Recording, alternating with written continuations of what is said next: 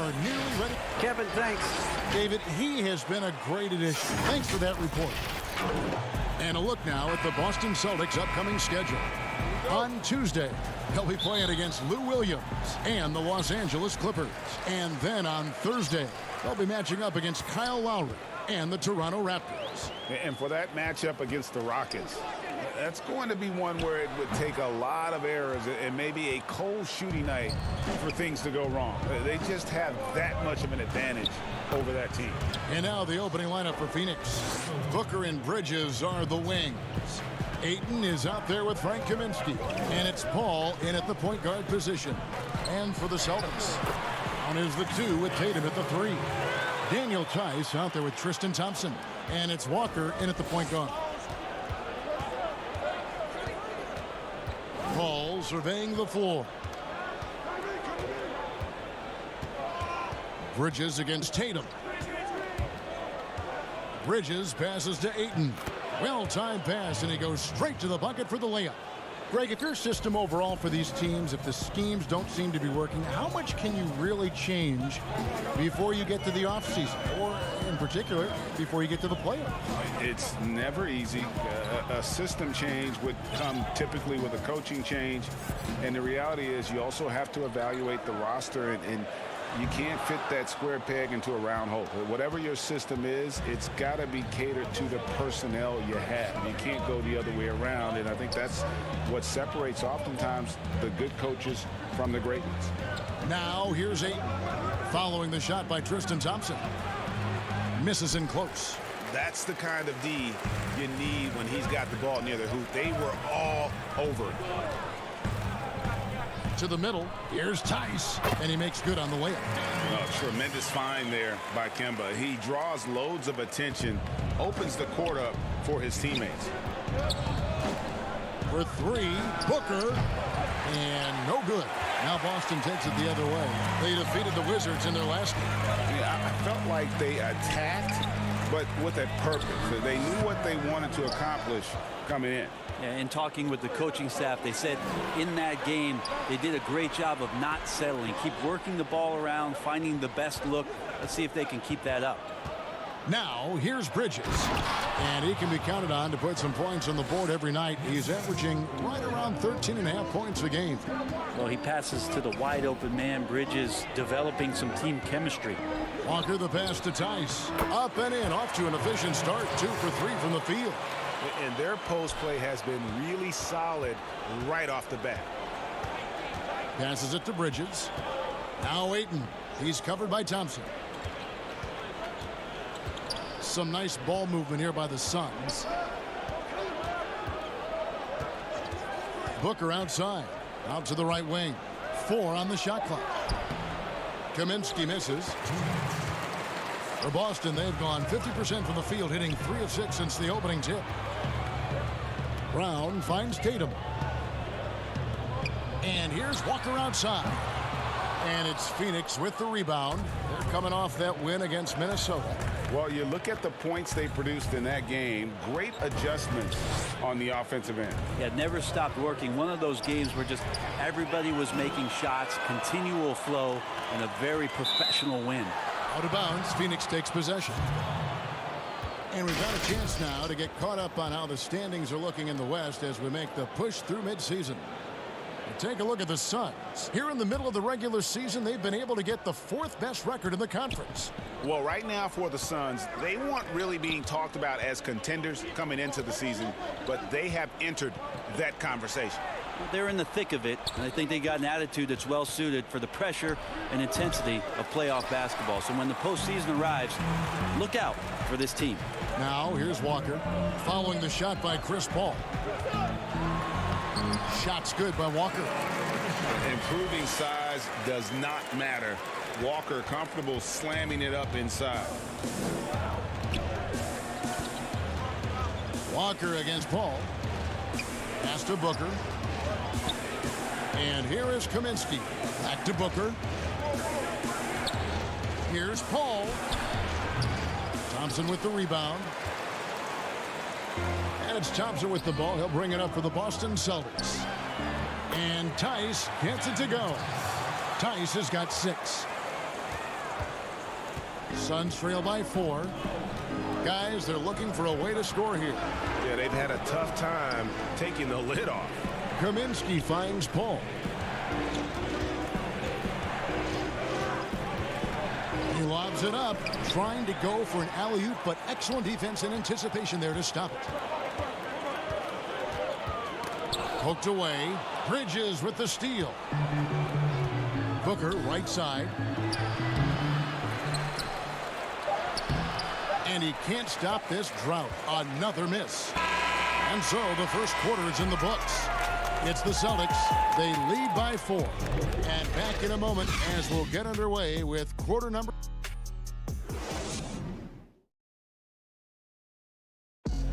And if you're wondering whether players watch the standings, check out this clip from Chris Paul.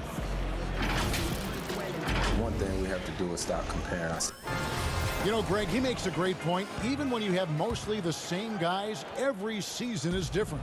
And if you're a coach, it'll give you gray hairs trying to preach that to your players. Many guys don't believe it until they're in it and then have to dig themselves out of a hole. And hope you've enjoyed the broadcast so far. Halfway through the first half in this one. And what do you guys think about Boston here in this one? Well, their effort on the defensive end has set the tone for this game. That defense has been infectious here as everybody stepping up aggressively on that end. On the court right now, second quarter starting for the Suns. They've got Saric. Johnson is out there with Jay Crowder. Then there's Etuan Moore. And it's Galloway in at the shooting guard position. Johnson dishes to Moore. Over Teague. No good from Moore. And that's the battle they haven't been winning today. Their work on the glass has been porous, and that's got to change. And taken away by Johnson. Fast break. Here come the Suns. Here's Saric. That shot off. And it's Boston the other way. And the Phoenix Suns criticized for trading down 5 picks to select Cameron Johnson at 11. Back in 2019, many felt that was a reach. There were a lot of people who were predicting that Cam was going to be towards the back end of the first round even, and a clear case for a Phoenix Suns team who was dead last in three-point percentage, drafting for a need in Cam Johnson. Now here's Teague. Not a lot of room. He's looking for Williams and finds him. Got a piece of it, and a bit of a battle here for the ball. The official signals a jump ball here.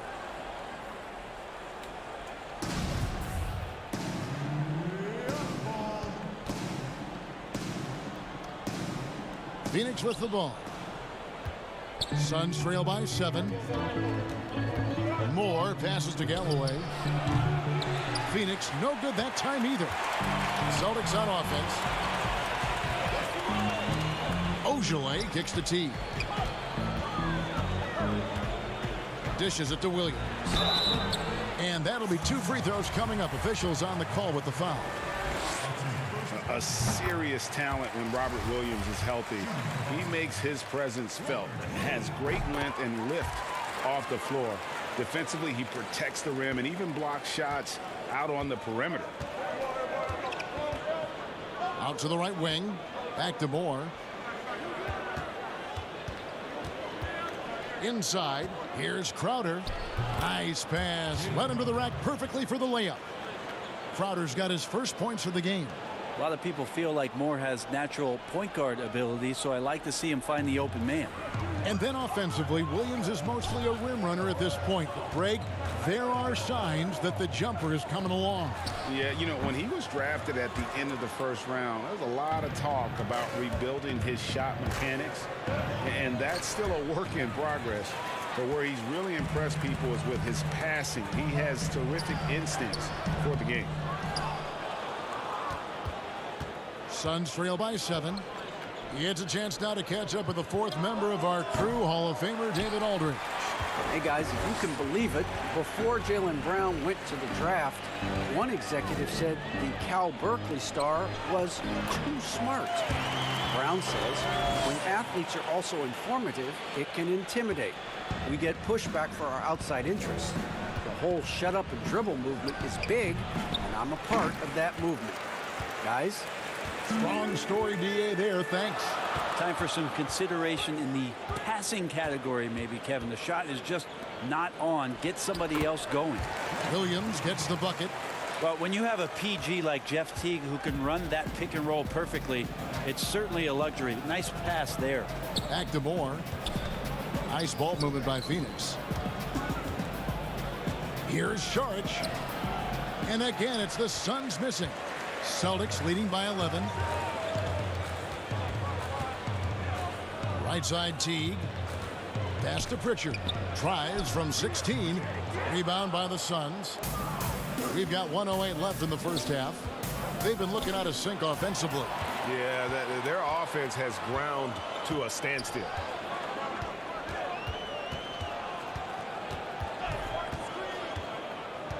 The three. Kept alive by Boston. Here's Williams. And finally they hit one. Williams has got the lead up to 13 now for the Celtics. Yeah, this story in the second quarter much different than the one in the first. We're finally seeing some aggression. Down low. And Crowder gets it to go on the assist from Moore. Crowder's got his second bucket of the game to go. Teague the pass to Williams. 27 seconds left in the first half. Baseline J on the way. The shot by Ojale, no good. Yeah, one player sometimes can drag down your offense, and he seems to be an anchor here in this quarter. Williams against Saric. The pass to Ojale. From downtown, they get it back. Williams. Count that one. Williams has got 8 here in the quarter. Yeah, hard trying to keep Williams off the boards. He makes it a mission to keep possessions alive. And so it's Boston looking at a 13-point lead. All right, David, thank you. And stay with us, folks. We'll be back just after halftime. The 2K Sports Halftime Show. Welcome back, everybody. This home crowd is elated. Boston found themselves in a close game in the first. They had a 4-point advantage at the end of the period. And that's all we have for now.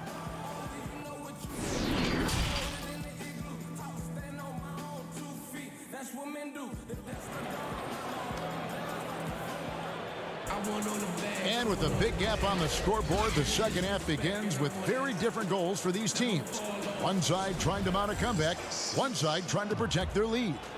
Greg, we know the names of the superstars, but there are players that are just under that category who probably should get a little more recognition. Hey, Kevin, that's a great point, and I'm going to toot my alma mater's horn a little bit. Christian Wood's a guy that kind of reminds me of that. He's kind of on the come up. How about Devontae Graham, the second rounder back in 2018, but he's showing to be an established young talent in this league, and there are many more guys like that, and they're going to have their opportunity to become household names.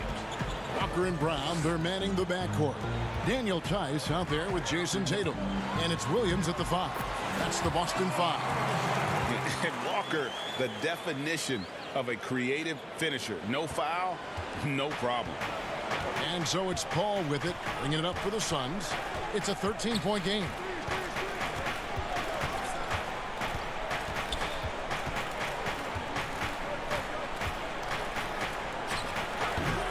Rebound Boston. Williams has got 9 rebounds in the game, getting it done. The edge on the glass is the difference. It's allowed them to build this lead. And he gets the bucket. Walker's got 6. They're consistently finding ways to get the ball inside and taking full advantage. Passes it to Bridges. Looking for Ayton. He gets it in there. Bridges up top, guarded by Tatum. Here's Ayton. 5 on the clock. Buries it down low. Ayton's got his 3rd bucket of the night. Well, again, with that kind of size, DeAndre Ayton is going to draw some fouls and does not shy away from contact. Walker the pass to Tice. And he gets contact and the whistle on. And now, yep, this will be a coach's challenge. We thought that might happen, triggering a review of the personal foul. And this is the time now where the officials can review in closer detail what constituted the original personal foul. Getting a different angle can sometimes make it a lot easier to determine. Greg, indeed, and the one thing with replay review is that when you see the slow motion replays, you really get a new appreciation for just the immense speed at which these players are moving and how fast the action really is and how hard it can be sometimes, you know, Greg, to make the right call.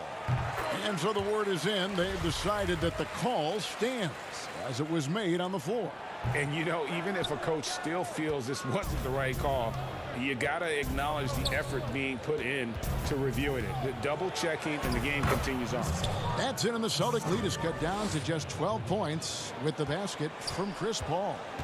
Well, DeAndre Ayton is a walking double-double. This guy has a huge physical advantage on the nights that he's playing other bigs, whether that's by his size or his ability to run the floor.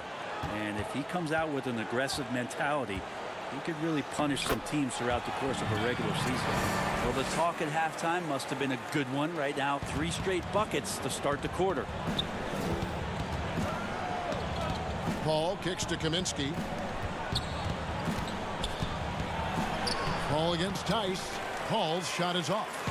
And some think that Ayton has a chance to be in a class with some of the great big men we've seen, be it Ewing or Robinson, Hakeem. I mean, those are very lofty standards. Brent, how does he get there? It's a great question. I think when you talk about it, Kevin, you got to look at the defensive end. And those names that you just mentioned on a nightly basis were a force behind anybody on the perimeter. When they came into that house, it was defended. If Ayton gets there, he's got a big opportunity. Kaminsky misses. +8 in the rebound differential. One more reason why they're in control. Tatum draws the double. Thompson right side. Outside, Walker. Back to Thompson. Shoots a fader. And it's Ayton with the rebound. Ayton's got his 4th rebound in this one. They need a good offensive possession. Yeah, they've gone a long time without a bucket. Moving it around, 8 of their last 10 coming off assists. All right, let's catch up with our sideline reporter, David Aldridge. Kevin, thank you. Now, we have seen continued growth with the NBA's affiliated leagues the last few years. Think about the explosion in popularity of the WNBA, the Basketball Africa League, expansion of the 2K League, greater pay in the WNBA, and the G League pathway, along with the unionization of G League players. The league continues to show its commitment to expanding opportunities on multiple levels. Guys, back to you. Thank you, David. Here's Bridges, and the officials call goaltending, so they'll award the basket. That's a very close call. I'm sure he thinks it's a clean block, but looks like it was on the way down. Here's what Phoenix has got going on right now. Sharge checked in for 8. Crowder comes in for Frank Kaminsky, and it's Johnson in for Bridges. Outside, Tatum.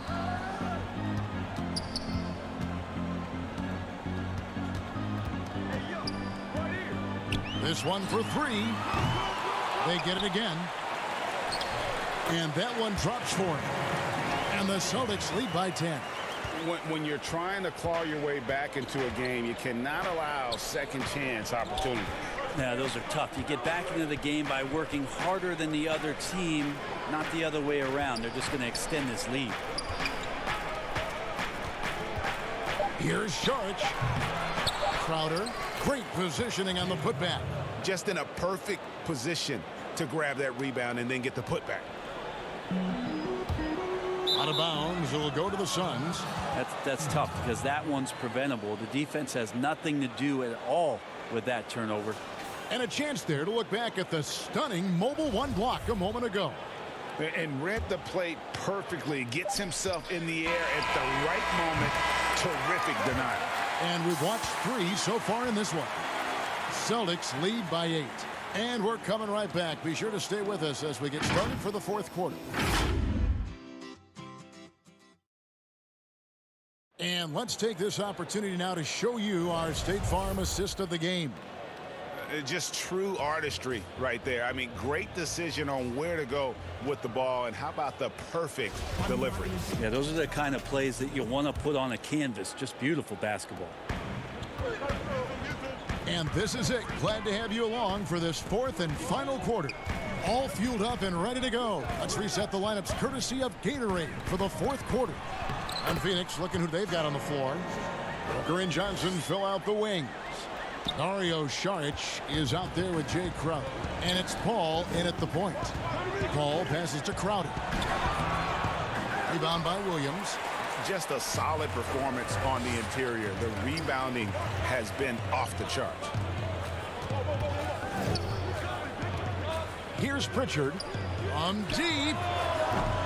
And it's Devin Booker with the rebound. And that was a little bit of a range check for him. Well, I thought they played smart, and then all of a sudden it was maybe a little too flashy there, and that's unfortunate. Tristan Thompson, he's checked in for Boston. Jalen Brown comes in for T. There's been a lot of stops in CP3's career, but there's been no doubt that when he's on the team, he is the vocal and emotional leader of their production. Up top, Brown, defended by Paul. Thompson, high post. Some solid defense from Saric. Well, there's more he could have done in this game for sure, but it hasn't kept them from pulling ahead. And the shot's good from Crowder. And they've really gotten on track here in the second half. After that shaky start, the field goal percentage steadily climbing. They couldn't make anything in that first break. Here's Pritchard. And he gets the whistle. 2 free throws coming up. It's going to be on Saric. And you can't help but see the impact Thompson has in the paint. On both ends of the floor, he's a rock planted near the rim. Very strong legs that help him get to so many of those rebounds. And with Thompson, as you said, Greg, once he's planted in the paint, good luck. I mean, think about it. About 40% of his rebounds are on the offensive end. He just refuses to get moved or boxed out. Combine that with his hunger on that end of the floor, and you see why he's such a great rebounder. Here's Pritchard. Boston, no good that time either. Suns trail by 5. To the paint. Outside Crowder. Back to Paul. Pass to Johnson. Some nice ball movement here by the Suns. Crowder kicks to Saric. Over Tatum. Great D that time from Tatum. Boston leading by 5. Just under 2.5 minutes gone here in the final quarter. Count that one from Ogilvy. Can't talk enough about the subtleties in that setup right there. The assist, really the key to that entire sequence. Paul is doubled. Right side Crowder fires from 14. No good on the shot. Now Boston takes it the other way. The biggest lead of the game, 15 points. Saric against Thompson. To the inside, Ogilvy, and a lot of contact on that one, so he'll shoot 2 here. It's going to be on Saric.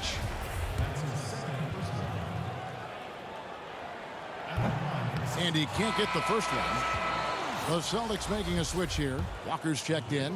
And for the Suns, Ayton, he's checked in for Saric. Frank Kaminsky comes in for Jay Crowder. And Mikal Bridges subbed in for Johnson. Paul outside. On the wing, Booker. Paul against Walker. Kaminsky dishes to Paul. Shot clock at 6. Kaminsky the pass to Paul. Bridges for 3. And the Suns get it back. The shot, no good. Celtics leading by 8. And they call the 8-second violation. Too much time getting it up court. Daniel Tice is checked in for Boston. 1:30 left in the game. The shot's good from Paul. You just can't shake Paul. Just takes the hit, absorbs it on his way to the basket. And Walker's got the ball here for the Celtics.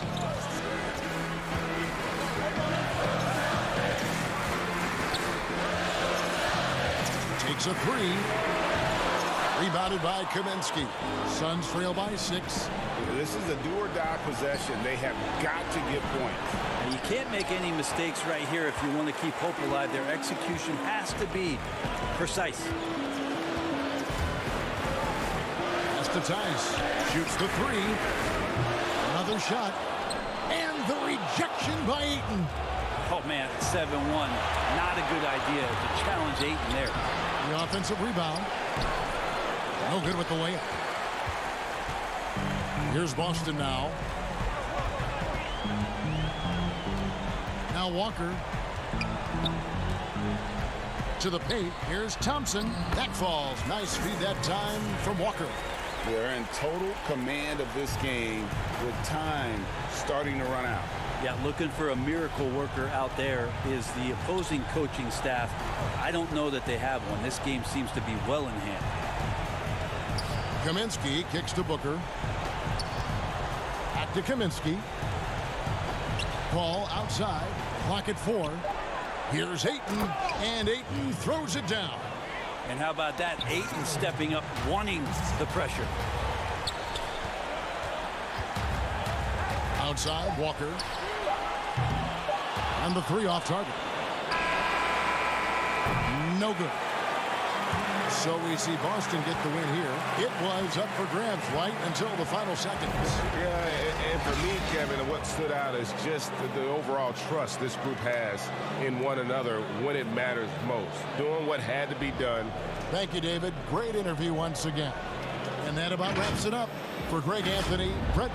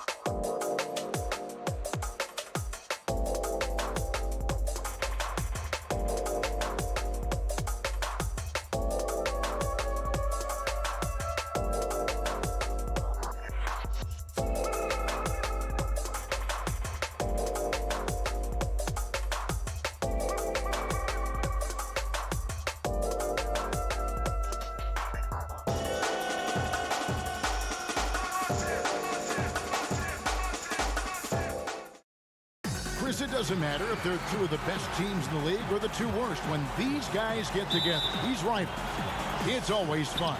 Yeah, Kevin, you're so right. When it's a conference rivalry, that's even better. They know each other so well, and that doesn't make them friends. And now the opening lineup for Boston. Walker and Brown, they're manning the backcourt. Daniel Tice out there with Thompson. And it's Tatum in at the 3 spot. Here's Thompson. Rebound by the Hawks. It's a victory here for the home team last time these guys met. And the last time these two met, they were able to get a big win because of that bench production. Second unit might be a factor in this one as well. Well, that's just something to keep an eye on. I mean, when their reserves are operating at a high level, so tough to beat. And the dunk by Capella. And the massive wingspan of Capella, I mean, excels at using it to gobble up misses at a high rate. Passes to Thompson. Laid in with a nice touch off the glass. And once he got to the 10, I think he was surprised to find himself that wide open. Yeah, very little resistance. You had to bring much faster help than that. And that's the advantage of having a lead guard who can both pass and shoot. Young draws attention and takes advantage of a poor rotation defensively. Out of bounds, Atlanta takes possession. And that's a gift if I've ever seen one. They've got to communicate much better out there. The Hawks have gone 2 of 3 here to start out the game. And pushing it up, here's Boston. Young against Walker. Left side, Tatum. And he gets it to go, hitting off the back of the rim. Well, over the years, Tatum has tried to reduce the number of mid-range jumpers he takes, but it's still a natural tendency. And when talking about Tatum, it's hard not to think back to 2017 when Danny Ainge traded back to 3, essentially choosing him over Markelle Fultz. Yeah, and now Fultz is starting to pick it up a little bit, though. He's watching. He's going to be dynamic. But you're right. Certain deals can define a franchise. And Ainge, he's unafraid to take chances. And pushing it up, here's Boston. Brown outside. Here's Tice. And denied. He sends it right off the glass. Last outing for the Hawks, it was a loss to Miami. Scoring efficiency was an issue in that one. Took them too many shots to get their points. They had a hard time taking the lid off the basket. Their offense just looked flat. Now here's Walker. After the miss from John Collins. Brown wide open. He fires. That falls. Nice feed that time from Walker. Oh, you love to see Brown knock down the 3-ball, showing great strides in improving his range. Young with no one around. Atlanta gets it back. Here's Capella, and the dunk by Capella. When he's on the floor, offensive rebounding is always going to be a strength for them. Greg, he keeps so many possessions alive, doesn't he? Yeah, he does. And the defense has to be aware of this. When you don't put a body on him, you pay the consequences. And that's exactly what he's looking for, draining the triple. And the dunk by Capella. Yeah, what really separates Capella is his explosiveness around the rim. My goodness. Walker against Young. 3-pointer. Rebounded by Capella. Capella's got 5 rebounds tonight. Herter passes to Snell. Back to Young. Lets it go from deep. Doesn't go that time. Now Boston takes it the other way. They defeated the Wizards in their last game. Well, it's easy to score when you're facing very little resistance. That's why their offense looks so good now. But you also got to give credit to the offense, too. I mean, they exploited every hole they saw in the defense. So it's Atlanta now, following the miss by Kemba Walker from deep. Here's Herter. That doesn't go in. Had a chance, though, to take the lead. And here's Tatum. He'll bring it up for the Celtics. Pass to Thompson. 46 seconds left here in the opening quarter. There's Walker with the 3. Offensive rebound. They shoot again. And they pick up 2. Thompson's got his second bucket of the night. Thompson is a strong big man. He's amazing at fending off defenders. Here's Snell. He's gotten some minutes, but nothing on the board yet. Hits the three-point bomb. He'll do some damage if they give him that shot. Don't give him a clean look. Get out there on him. And Clint Capella is going to pick up a foul. That is his first foul of the game. So for the Hawks, Okongwu's checked in for Clint Capella. Alinari comes in for Tony Snell. Rajon Rondo is subbed in for Kevin Huerter. Now here's Williams. He averages about 5 points a game. Young with the steal. To the middle. Here's Okongwu. And Okongwu slams it in. Well, tally up another helper for Rondo. I mean, he just keeps climbing that all-time assist list. Incredible career that keeps going.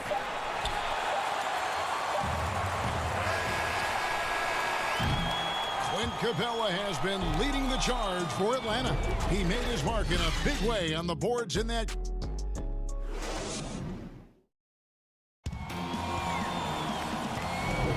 And some good action in the books as we get back to the game that's been pretty close here so far. And when you consider how Atlanta is doing, your thoughts? You got to credit their defense, communicating, rotating, making plays on the ball. Well, no question. It's been stifling thus far, preventing that offense from establishing any kind of rhythm. They've got Young. Gallinari is out there with Collins. Then it's Okongwu, and it's Rondo in at the 1 spot. So that's the Hawks 5. And foul on the shot, so he'll get a chance at the line. Greg, when you played for the Knicks, I always heard that Charles Oakley would cook for the players. Is that true? Absolutely. Oak was very particular about his food. And I got to tell you, he knows his way around the kitchen. And to be honest, I would never tell him otherwise. Well, what was his specialty? Whatever he made, it was special. It wouldn't matter. And maybe he thinks he has that type of range, but I'm not sure who'd agree with him. Yeah, not everyone has Steph Curry's shooting ability. I'd be surprised. I'd be hurt if he tries another one like that again. Ojeleye passes to Williams. And the rebound paying off as they pick up 2 on the second chance bucket right there. Yeah, hard trying to keep Williams off the boards. He makes it a mission to keep possessions alive. And stolen by Okongwu. Sinks that one from the post. Okay, listen, you got to body him up when he's in the paint. If you play off of him, then that's just 2 easy points. Teague the pass to Pritchard.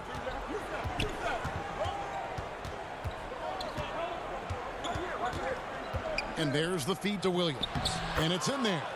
You know, when Williams gets positioned inside, he just looks to dominate physically, and then he shows you the skill set on top of it. On its way from Young for 2. Jeff Teague with the rebound. Oh, their movement is good, and they get the ball into the right hand. Now, usually he drops those in between jumpers. The Hawks trail by 3. Here's Rondo. Offensive rebound. The kick out to Young. Nice ball movement here by Atlanta. Just 5 on the clock. Over to the left wing. Collins wide open. He fires. Cans the shot from the wing. His offensive skill set is off the charts. He has more than a few ways to punish you. Teague against Rondo. Inside. Here's Pritchard. Down low from 10 feet out. Rebound by the Hawks. Here in the second quarter, we've played a little over 2.5 minutes now. Okongwu kicks to Rondo. Here's Collins. And trying for the go-ahead basket. It doesn't go in. The Celtics have gone 2 of 5 from the field here in the second quarter, shooting 40%. Here's Ojeleye. Boston again missing. Atlanta's gone 0 of 3 from beyond the arc to start the second quarter. Shot by Collins, no good. His field goal percentage has dipped this quarter. I mean, his movement has to be better. He has to find the open spots on the floor. Down it goes, his 3rd basket. He's now 3 for 4. Good anticipation on the feed. He knows exactly where to go with that ball. On its way from Young for 2. Goes back up. Rebound by Williams. Williams has got his 5th rebound right now in the game. He is just really almost playing for the other team. The shooting has just been poor. Collins comes over with the double team. There's the three. With the second effort, it's blocked, and that's out of bounds. Boston will retain possession. Atlanta making some changes. Clint Capella, he's checked in for Collins. And Kevin Huerter subbed in for Trae Young. Boston also with the sub. Brown, he's checked in for Williams. And Williams, here we go. Pass to Ogilvy. Good, great play by Williams to set it up. Ogilvy's got the lead up to 5 now for the Celtics. They could use a big shot here to get this offense going. Too many empty possessions. Right now, they need a basket. Back to Capella. And the dunk by Capella. Yeah, his teammates are going to like Gallinari more and more with every one of those passes. Good job to set up for a wide-open look. And that's out of bounds. Boston will retain possession.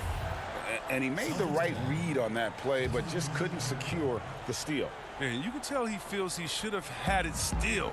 The hustle was impressive. Tony Snell's checked in for Okongwu. They get a hand on it. It's stolen by Rondo.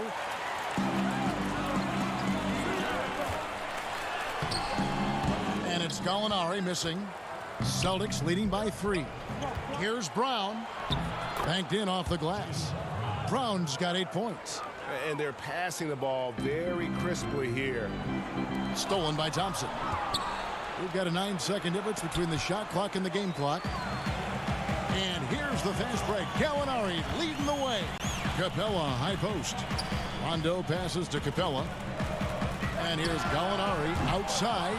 Atlanta now working with a new shot clock. Here's Huerter. They get it back. Outside Rondo. Kicks it to Gallinari. Lets it go with the 3. The rebound by the Celtics. Brown with it. And no good on the last second attempt this time.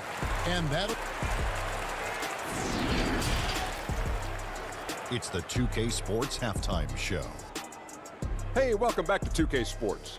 Ernie Johnson alongside Shaquille O'Neal. Boston found themselves in a close game in the first. They were never able to get the lead above 4. It was clear they were the better team in the second quarter. And it's a nice 5-point lead they hold it. And it's just about time now for the third quarter to get underway.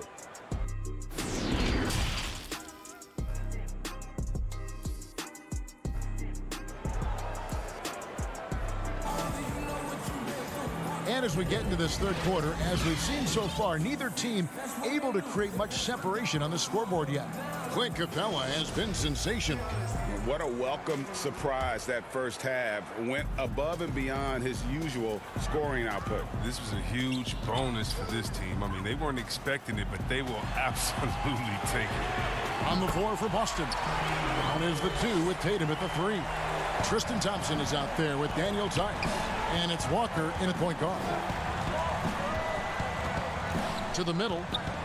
And Thompson kicks to Walker. Back to Thompson. Rebound Atlanta. Capella's got 10 rebounds here tonight. So active. And the pass to Young. For the tie. And it's good on the way in. Young's got 5 points in the quarter. You gotta like seeing this from Young. Wanting to prove he's more than just a jump shooter. It's stolen by Capella. Here's Huerter, and he could not get that one to go. A lot of contact. And folks, the coach's challenge has been initiated for a personal foul. Close game like this, and he thought it wasn't a good call.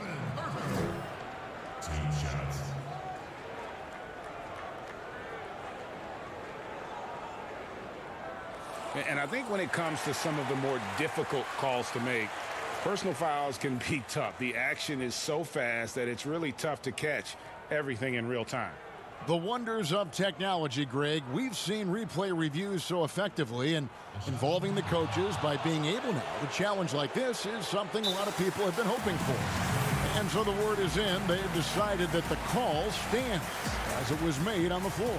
And, you know, even if a coach still feels this wasn't the right call, you got to acknowledge the effort being put in to reviewing it. The double checking, and the game continues on.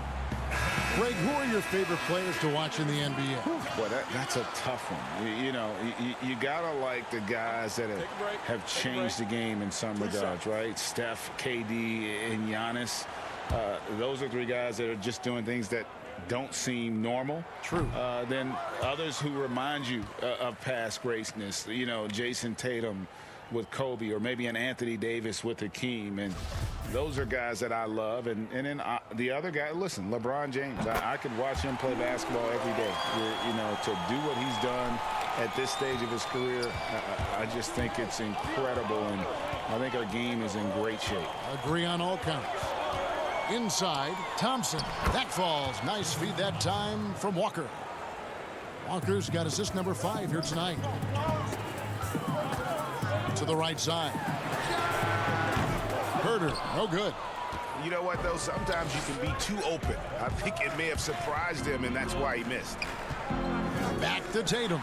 It's stolen by Capella. Here's Young. Lays it up off the glass. Young's got 7 points for the quarter. They're on target from the start of the half. I mean, they're moving well. They're getting some good shots. Now, that makes them 3 for 4 from the field since halftime. And Tice gets it to go. You can't leave guys open around Walker, I'll tell you that. He sees when the defense is overcommitted. Talk about an unsung hero, Daniel Tice. Last off season, he agreed to a 2-year deal with the Celtics worth $10 million. Just another great signing by Danny Ainge.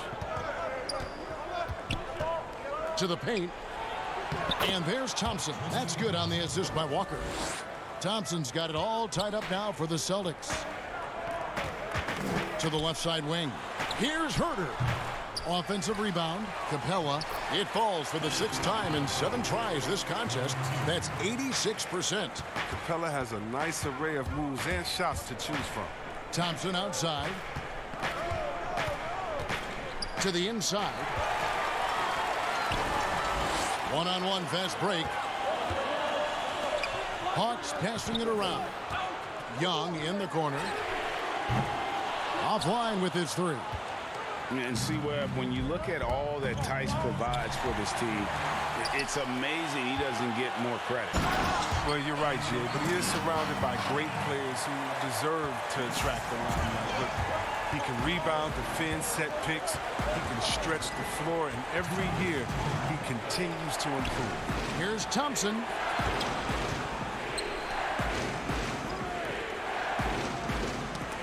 Young with the steal. Back to Collins. That one, no good. Some solid defense from Brown. And pushing it up, here's Boston. Young against Walker. And the Celtics can't hang on to the ball. Okongwu's checked in for Atlanta. His shot was hindered by that momentous mobile 1 block. Emphatic with the rejection. You've got to appreciate that kind of forceful defense. And pushing it up, here's Boston.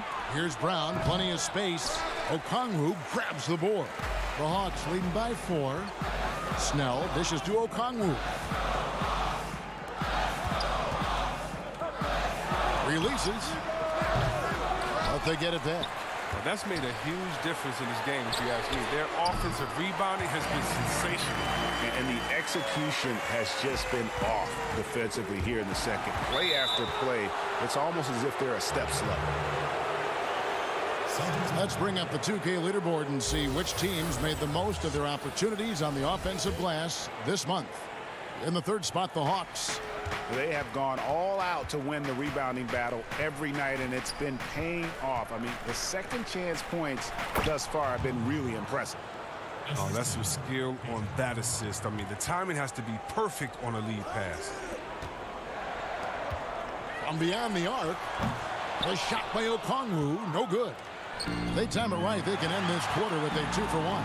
And that's how you want to end the quarters. Man, you don't see this fella blow many layups. Not against D like that, anyway. A great 1-2 punch. Beautiful pass and nasty jam. And he just dangles from the bucket after sending that one through. And you can see which team has the swagger right now. It's Brown with the drive. That one good for 2. Brown's got 10 points in the game. With great physical and athletic tools, Brown's adept at pushing past contact. And here's Young from the arc, and the 3 ball is good. Young's got the lead up to 8 now for the Hawks. It's been this way since halftime. Tremendous production from beyond the arc. Yeah, and they aren't just chucking up anything. I mean, they're doing a great job of creating quality looks. And so it's Atlanta holding on to an 8-point lead heading into the break. And they've done a fun. And a quick look now at the State Farm assist of the game. And I'm glad this was the pick because I love this pass. Such a great dish. That's what I call court vision. Well, it's also called making a good read, understanding where everyone is and taking full advantage. Fantastic. Fourth quarter of action is upon us. Thanks as always for joining us. A moment now to reset the lineups, brought to us by Gatorade. All fueled up here for the fourth quarter. On the court right now for the Hawks. Clint Capella is out there with Okongwu. Then there's Gallinari. That's Rajon Rondo. And it's Herter in at the 2-guard. Second shot opportunity. And it's Capella missing. It's not easy to keep him from converting those. I mean, the D has to be airtight. Here's Okongwu. And Okongwu slams it in. Oh, nice to see Capella find the open teammate as he continues to develop this ability to create for others. Teague, the pass to Pritchard. Back to Teague. And the layup is good after a nice lead pass. That's the 10th straight point they've given up in the paint. And so it's Rondo bringing it up for Atlanta. 6-point lead. Gallinari on the wing. Here's Capella. Gets it to go for bucket number 8. He's taken just 10 shots. And in the first half, it was a struggle offensively, shooting a very low percentage, but it hasn't prevented them from grabbing the lead. And now they're shooting it much better here in the second. Teague, the pass to Williams. The kick out to Teague. That 3 off the mark. Atlanta leading by 8. And the officials signal the backcourt violation. Not very careful there. John Collins, he's checked in for Capella. Daniel Tice is checked in for Boston. Walker comes in for Teague. We're just over a minute and a half now into the fourth. Back to Walker. And the layup's good off the glass. Man, have they been effective at getting the ball inside. The Hawks have gone 2 for 5 on field goal attempts in the fourth quarter. And Herter gets it to go. And the Hawks lead by 9. He's been a different player since halftime, coming on strong. Outside Williams. Rebound Atlanta. Okongwu's now got 6 rebounds in the game. Herter passes to Gallinari. They grab their own miss. And offensively, they finally seem to be coming around after an ugly first half. Celtics trail by 11. Brown outside. Back to Walker. To the paint. Williams passes to Walker. Rager, the all-time assist leader for the Big West Conference. In that frame, talk about some of the traits that make for a good floor general, a good point guard, a good facilitator. Yeah, I mean, listen, you have to be a leader because that's what the position calls for. Unselfishness, instincts, that stuff matters, but ultimately your teammates got to feel like you play for them. And that's when you have a chance as a team to be special. I'm assuming you've always been like that. Am I correct? No, that is not really? true. Wow. I evolved into a leader. In all seriousness, I think some guys are natural. Others, like myself, had to evolve into it. Out to Gallinari. Young outside from deep three-point range. Here's Collins. And at last, they get one to fall. Collins has got the lead up to 13 now for the Hawks. Here's Walker, and it's Tice in the corner. Thompson left side. Back to Walker. Second chance shot, and it's good. 2 points. Look, Thompson's getting after it. A highly skilled offensive rebounder who crashes with power. Pass to Snell. Nice ball movement here by Atlanta. For the three. No good. Shot missing. Great D that time from Tatum.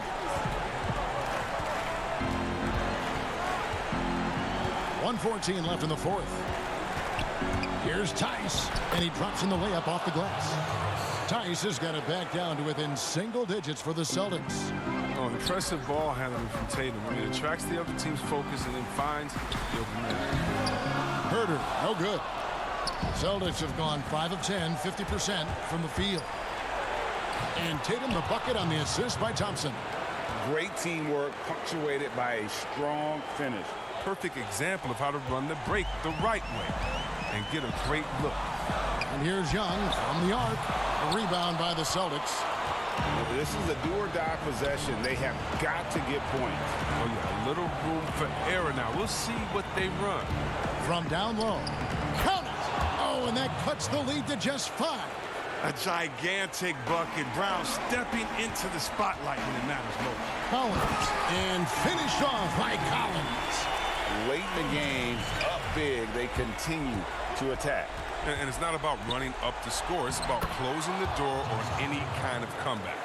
Well, amazing. So much talent for Tatum, but also that it factor. Here's Tice. And he gets the basket. Officials blowing the whistle, so a chance at the line for one more. Yeah, he earned that one. I mean, taking the hit and still able to get that one to go down. Atlanta making a switch here. Capella's checked in. And the Hawks with possession here. A 2-point game. That's going to be over and back. Not watching for the line that time.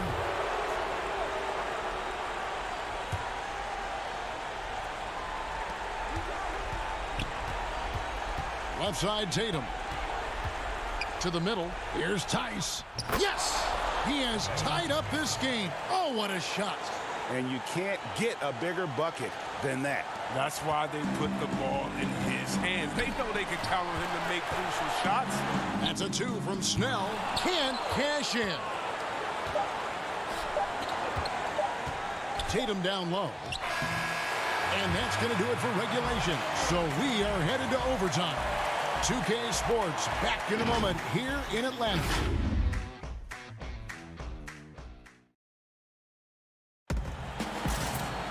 And now we get set for overtime in what has been a stirring contest.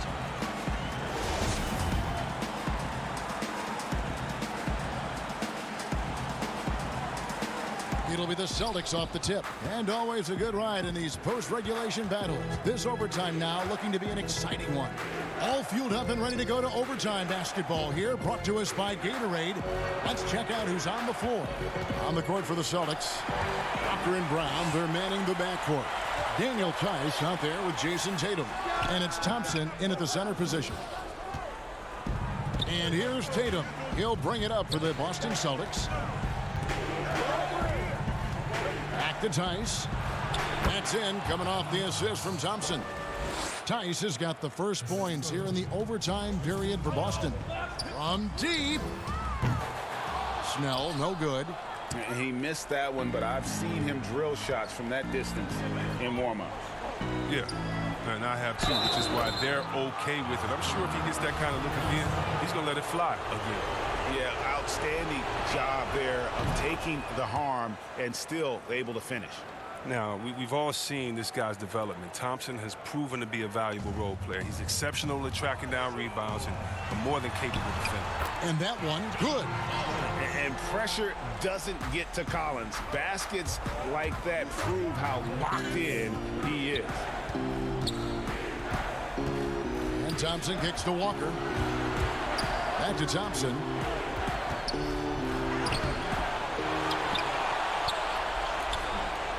No good that time. Collins with some nice D. Stolen by Walker. The dish to Tatum. And that's out of bounds. Boston will retain possession.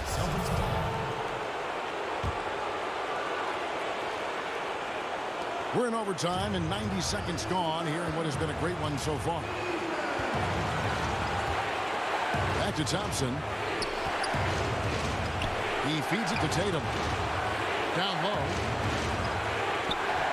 Well, for Snell, a big reason he's on the court is to play defense. Provide this team with some stops. He dishes it to Capella. Launches a three. It's hauled in by Brown. Celtics leading by 3. Thompson with it and guarded by Capella. Now Tice. Back to Thompson. Tice yet again. And the call on the shot sends him to the line. I like how aggressive Thompson is inside. He's easily picking up fouls thanks to his massive size. And so he drops them both. It's a 5-point game. They get what they want out of that trip. Now a 2-possession game. Back to Young. It falls. What a beautiful shot to bring him to within 3. Ice in his veins. Young excels at stepping to the plate and delivering in the clutch. Brown tries again. Rebound by the Hawks. Things can turn around in a hurry. Can't they? Last quarter, he was lights out. All of a sudden, nothing. Here's Capella. Thompson with the rebound.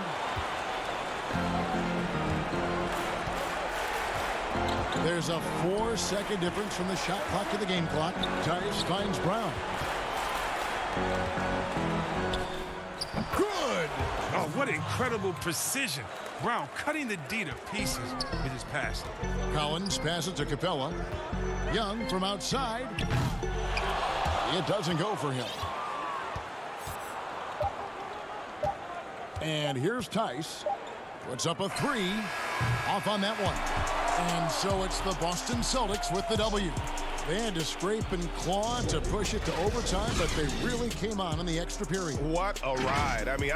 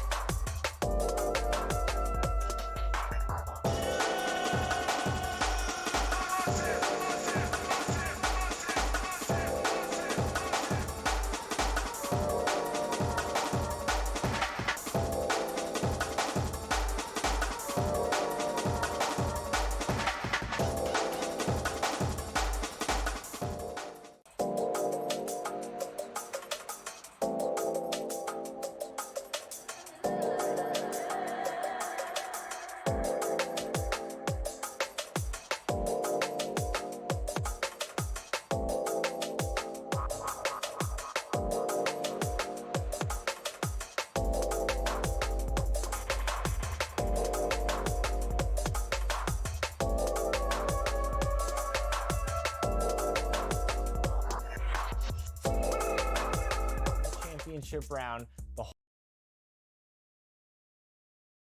The Suns buzz as it rolled into the arena earlier tonight.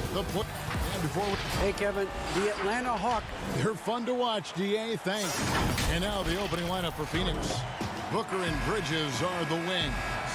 Frank Kaminsky is out there with DeAndre Ayton. And it's Paul in at the 1 spot. And for the Hawks, Young and Herter make up the back. John Collins is out there with Tony Snell. And it's Capella in at the 5 spot. Now, here's Collins. Back to Herter. Nice ball movement here by Atlanta. Collins passes to Young from outside the arc. Here's Capella. The kick out to Young. Here's Herter. Off target with his 3. Bridges with it. There's the pass to Paul. Back to Bridges. Over Young. Bridges misses. Atlanta's gone 0 of 2 from deep here. And oh, he blocked it and deflects off the backboard. Booker looking around. Pass to Bridges. Ripped away. Fast break, the Hawks. Young with the ball. You know, at this point of the year, what's the main thing Brent, a head coach, has to do to keep his team focused for the second half of the season? I think at this point, the foundation that you've laid should be there. So now what you try to do is schematically, maybe you go through some different defensive coverages. You try some different combinations of players to make sure that guys can make that adaptability quick enough that if that becomes part of a playoff scheme, you're ready for it. Atlanta again missing. Yeah, slow start right now. 5 straight misses to get this one going. Here's Booker. He doesn't hit that one. So the Hawks will take it the other way. They're moving on after the tough loss they took at the hands of Miami. Yeah, I mean, their execution at times was flawless, but they also made some mistakes that ultimately did them in. Well, they had the home fans worried for a little bit. I know that. Ayton throws it down. Chris Paul came into the league playing unselfish, continues to do so. What a dime. Here's Young, and the rejection by Ayton. Passes to Kaminsky. Kicks it out to Paul. Now Ayton. And here is Kaminsky. And looking at his production, he averages a little more than 7 points a game. Just 5 to shoot. Bridges, no one around him. Gets it to go from beyond the arc. Bridges has got 5 now. And that's a shot Bridges needs to just keep sinking. You can see his confidence growing. Young outside. 3-pointer. Rebound by the Suns. This has not been a good quarter right here. Shot has been off the mark, and now it looks, Kevin, like he's pressing a bit. Back to Booker. Stolen. Oh, and a fast break for Atlanta. Here's Herter. Finishes the break with a slam. How about the instincts by Herter right there, making a difference on that end? Suns leading by 3. And Bones, Devin Booker capable of big nights. One of just a few players with multiple games of at least 59 points. Well, he's always looking to put pressure on the defense, and he's got such a wide array of skills. Not only shooting the basketball, but has shown off more of his patience and playmaking ability as he moves through his career. Focused shot there, and a tough one. Give Herter credit. Pass to Ayton. Shoots over Capella. No good on the shot. A bit long that time. Now that's just enough defensive pressure on him to throw off that shot. I bet he gets a good look at it next time and hits it. Snell, no good. And here's Ayton. He'll bring it up for Phoenix. Inside. Kicks it out to Booker. Back to Kaminsky. He dishes it to Booker. Now the pass to Bridges. Now here's Kaminsky. Collins with some nice D. 35 seconds left in the first. Pass to Herter. Back to Young. Here's Herter. From deep. Young, no good. You can see the frustration in the quarter on his face, especially with his team trailing. Here's Ayton. And that one, good. The defense gets physical, but Ayton doesn't seem to get knocked off of balance. That helps him to keep the focus. Collins passes to Herter. Here's Capella. Some solid defense from Ayton. It'll count. And that shot was up in time, but doesn't go in. And that does it for the first quarter. Suns ahead, up by 5. And we'll get the second quarter underway.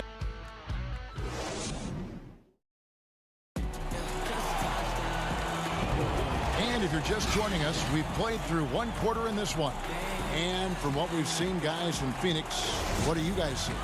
Stingy on the defensive end in that first quarter. They were just getting up into people. Just a great job, really, of making the game ugly, trying to muck it up a little bit out there.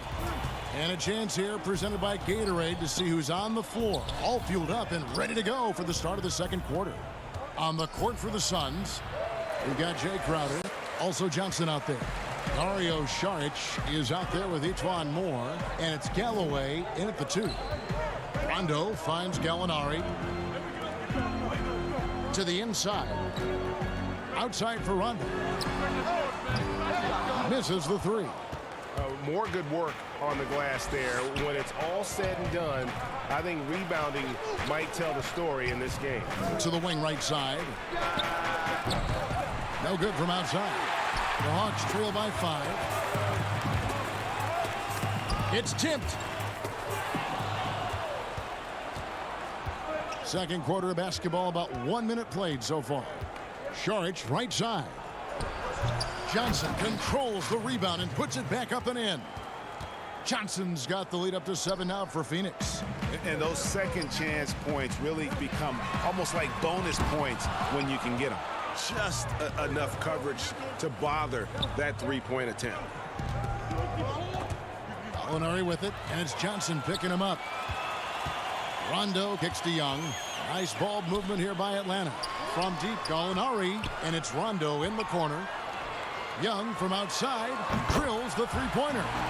Young's got 5 points so far. This is Trae Young's game right there. Rise and fire, and these shots are helping out the offense. Passes it to Saric. And Phoenix turns it over again. And now another look at that mobile one-block defensive performance. The defensive awareness, the timing, when you have to face a defender that can reject you like that, it can alter your approach. Collins, and finished off by Collins. Now you can't leave someone open around Rondo. He'll find them. Left side, Saric. After 2 misses to start the game, he's on the board with that shot made. They are just killing him on the interior. Collins kicks to Rondo. Okongwu dishes to Gallinari. Young for 3. The rebound by Johnson. Well, his shots aren't dropping, and they haven't been able to keep pace, but they trust him enough to keep going to him, see if he can find it. Saric passes to Johnson. Now Crowder, Gallinari covering. And Crowder gets it to go on the assist from Moore. Now it's a 6-point Phoenix lead. Out of bounds, Phoenix takes possession. A lot of answers, but still a lot of questions for how the East is going to ultimately shake out this year. But right now, let's check out where the team stands. Taking a look at Atlanta, this hasn't been the kind of year they envisioned. Time running out. Well, right now for the Hogs, they're already looking to the offseason, and that's a shame. Their fans deserve a little bit more from this team.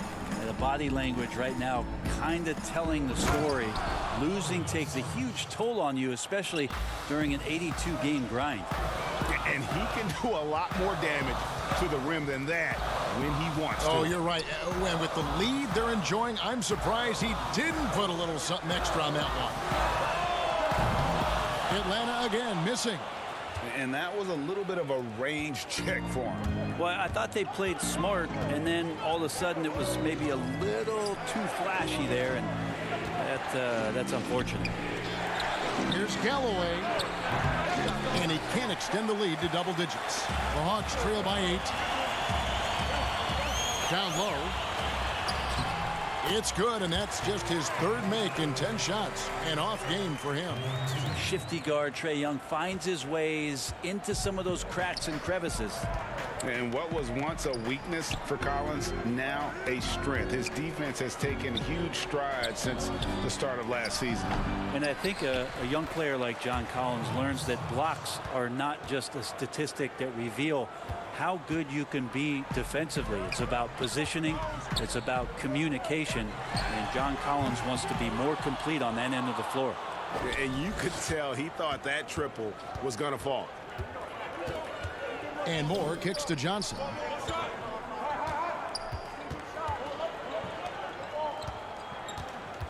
Back to Galloway.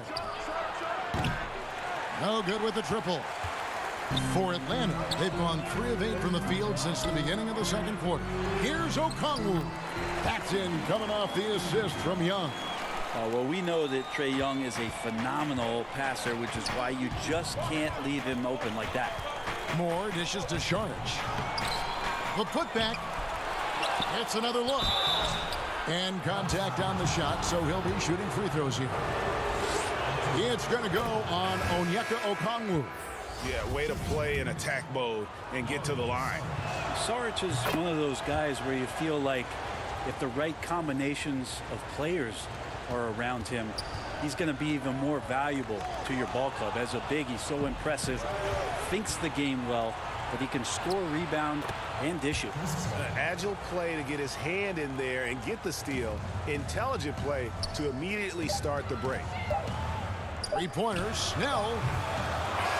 And Mikal Bridges is a prototype. A big-time effort for Dario Saric, providing a lot of energy for the Phoenix. And now, the 2K Sports Halftime Show. Hey, welcome back to 2K Sports. Ernie Johnson alongside Shaquille O'Neal and the Jet, Kenny Smith. Let's get to it. For the Suns, the first quarter was pretty even. At the end of one, they were able to end up with a 5-point lead. And now with the second half about to get underway,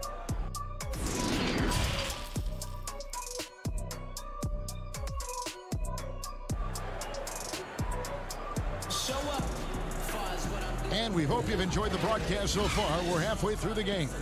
Nice game. Great performance by Dario Saric.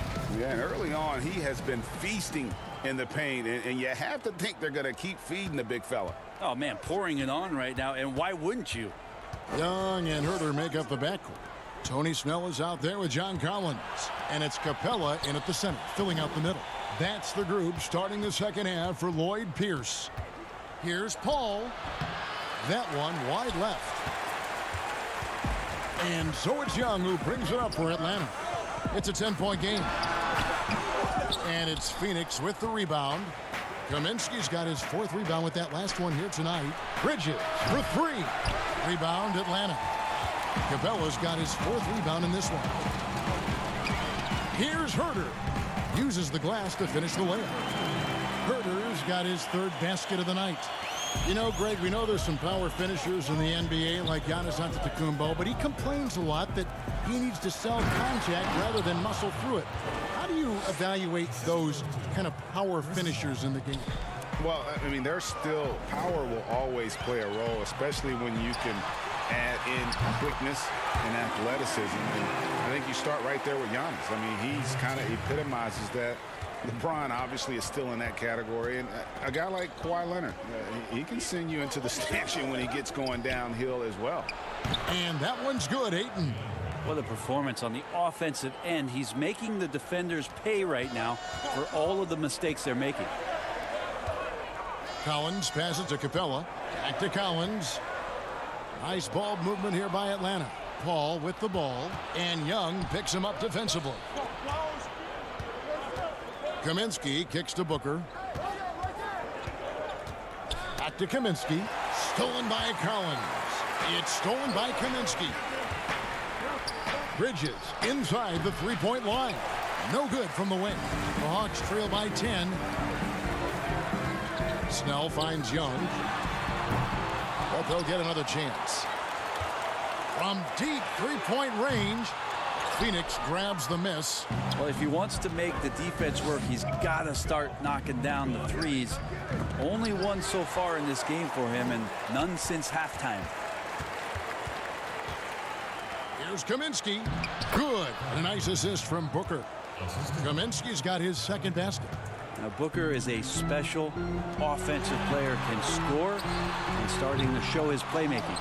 They have been board dominant in this game. That's definitely been a factor in crafting this huge lead. And Devin Booker had surgery on that right hand back in the summer of 2018. Took the opportunity to work on his left hand, and ever since, his game has just gone to another level. You wonder how much confidence, GA, he's had in making plays, not only scoring the ball with the left hand, but assisting with the left hand, and what that's opened up for him in terms of opportunities to be more effective as an offensive weapon. Lock at 6. And blocked. That one goes careening off the glass. Good timing defensively. Collins just up there, the long arms, and quick off the deck. And stolen by Ayton. For 3, Booker drills it from outside. Booker's got 5 now. The ball movement on this run has been fantastic and is a big part of why they've been able to get these good looks. A fadeaway. Paul with the steal. One-on-one fast break. Pass to Kaminsky. Booker outside. Now here's Bridges. He has 5. And Ayton stays with it. 10 points for him.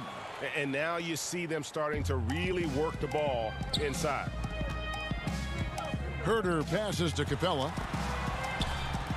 3-pointer. Snell kept alive. Capella kicks to Snell. The pass to Herter to halt the run. Atlanta again missing. All the energy is on the other side right now, and every miss just makes it worse. Well, the other team is scorching hot, and they come down on this end and can't find a way to get the embers going. Here's Ayton, and it's good off the back rim and in. Ayton's got 8 points in the quarter. I'm sorry, that's poor defense down low again. It's been a mismatch thus far in the paint. Yeah, and they've shown effort and aggression in the paint, really right from the tip. Their rebounding edge right now, massive. Just 2 seconds between shot clock and game clock. Bridges inside the 3-point line. The rebound by Young. The defense better tighten up on the mid-range. They're much, much tighter. You expect him to make every single one of those. We'll have a hard time shaking that one off. Perfect position, plenty of space. Just clanked it. DeAndre, he has been the guy making things happen for Phoenix. And we'll be right back after this. And while we can now, let's take a look at today's State Farm assist of the game. Yeah, a terrific, unselfish play right here. Set up his teammate, and how about the setup this way? What an advantage if your off guard can make plays so valuable. And with the 4th quarter upon us, time is running out for this game to become competitive. On the court now for the Suns, getting going here in the 4th. Booker and Johnson fill out the wings. Ayton is out there with Jay Crowder, and it's Moore in at the point guard. How about that mobile 1 block we just saw? Amazing defensive work. And when you're behind in the game, that's what you've got to do. Contest every shot. Johnson, the pass to Booker. Back to Johnson. Shot clock at 5. Now the Hawks moving it the other way. And Herter gets it to go. Well, getting to the right spot so important in the offense, and Herter positioned himself well in the fast break. Pass to Šarić. Here's Booker. No good on that one. And it's the Hawks taking it the other way. Well, there's more he could have done in this game for sure, but it hasn't kept them from pulling ahead. Back to Capella. Kicks it to Rondo. Passes it to Capella. The 3-pointer no good. Suns leading by 19 points. Pass to Crowder.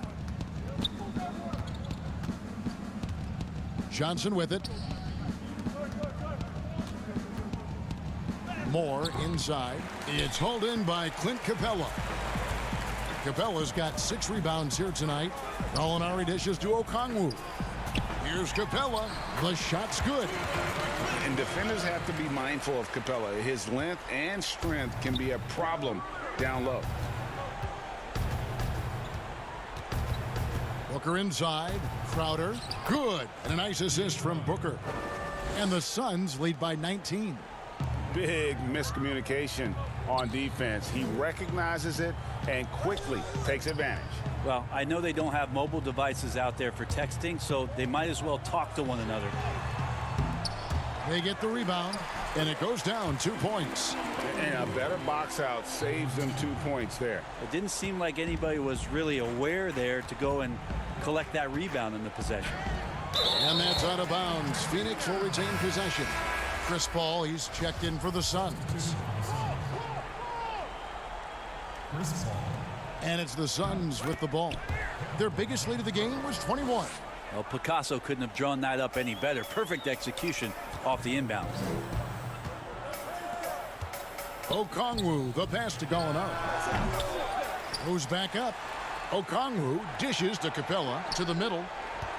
Out to Gallinari.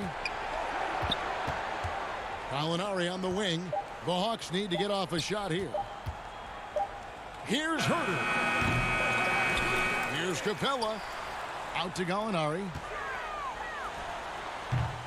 No luck. They battled on the glass but couldn't knock it down. Phoenix leading by 19 points. Pulls up. High post. And good. Got the English that time as it falls. You know, Greg, you'd probably know as well as anyone, what was it like going up against the Bulls in the 90s? You know, it's weird to say, but in a lot of ways, we were a lot like they were. Hall of Fame talent at the coach, a defensive-minded team, but the one difference was, you know, the Bulls had that guy that wore that number 23. I think I'd say that might have been the one difference. And there's the pass to Booker. No good on the 3. And so it's Gallinari with it. He'll bring it up for the Hawks.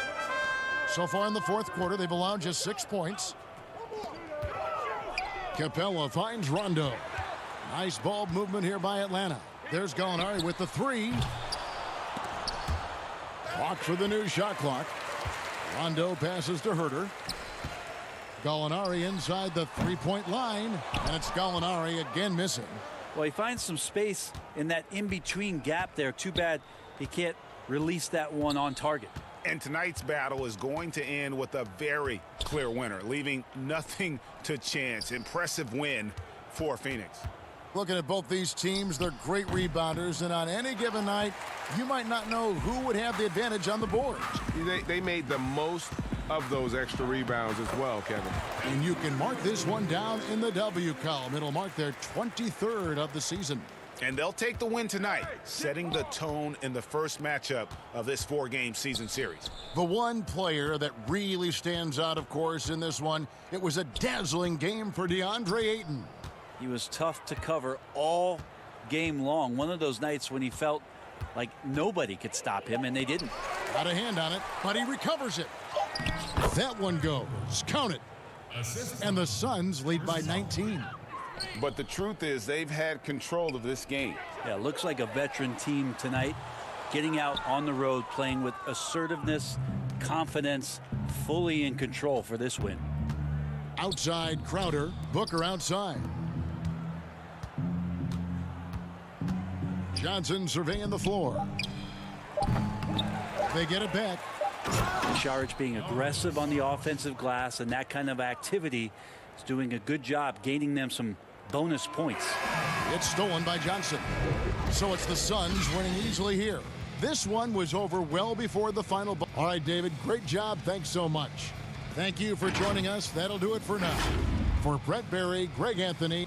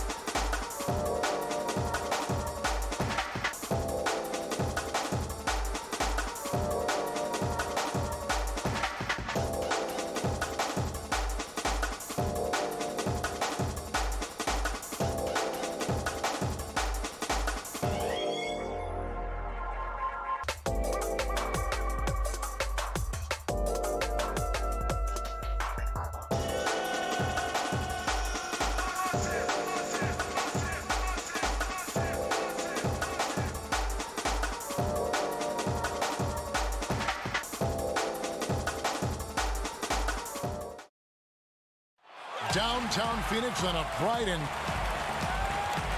nothing tips up. Hey, Kevin. It sure has. Thanks, DA. So let's take a look at the Boston Celtics starting lineup. Brown is the 2 with Tatum at the 3. Thompson is out there with Daniel Tice. And it's Walker in at the 1 spot. And for Phoenix, Booker and Bridges are the wings. Kaminsky out there with DeAndre Ayton. And it's Paul in at the point guard position. Now here's Walker. Around the league, Doris, we're seeing plenty of small ball, but some teams are going big. If you were a coach at this point, which way do you think you'd lean? Well, Kevin, I think the best coaches maximize the talent at their disposal. And sometimes a coach philosophically may believe in, I emphasize the three-point line. I want to eliminate all mid-range shooting. I want to get to the restricted area and the free throw line. I mean, to me, I love playing a high-tempo, wide-open floor game. Let's let the players show off all their skill. Here's Thompson, and he uses the glass on the layup. Yeah, Thompson just so focused. Even with the defense in his face, he still has the poise to be able to knock down shots. Paul passes to Ayton. You know, you think back to DeAndre. And here we go with the coach's challenge. Not surprised in a competitive game like this. And he's disputing the personal foul call. 2 shots. And I think when it comes to some of the more difficult calls to make, personal fouls can be tough. The action is so fast that it's really tough to catch everything in real time. The wonders of technology, Greg. We've seen replay reviews so effectively, and involving the coaches by being able now to challenge like this is something a lot of people have been hoping for. And so the word is in. They've decided that the call stands as it was made on the floor. And, you know, even if a coach still feels this wasn't the right call, you got to acknowledge the effort being put in to reviewing it, with double checking, and the game continues on. Well, the #1 pick in the 2018 NBA draft, DeAndre Ayton, is going to be a feared big man for years to come. Back to Brown. Back falls. Nice feed that time from Walker. And once he got to the 10, I think he was surprised to find himself that wide open. And I think defensively, that is not the way you want to start. Giving up high percentage looks, that doesn't typically end well. Thompson outside. Passes it to Tice.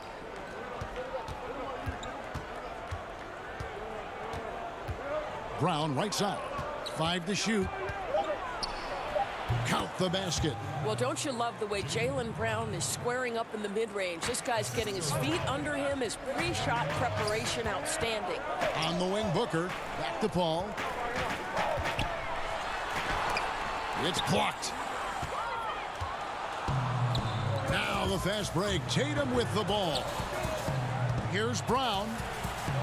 And Thompson kicks to Tice. And a miss there on the triple.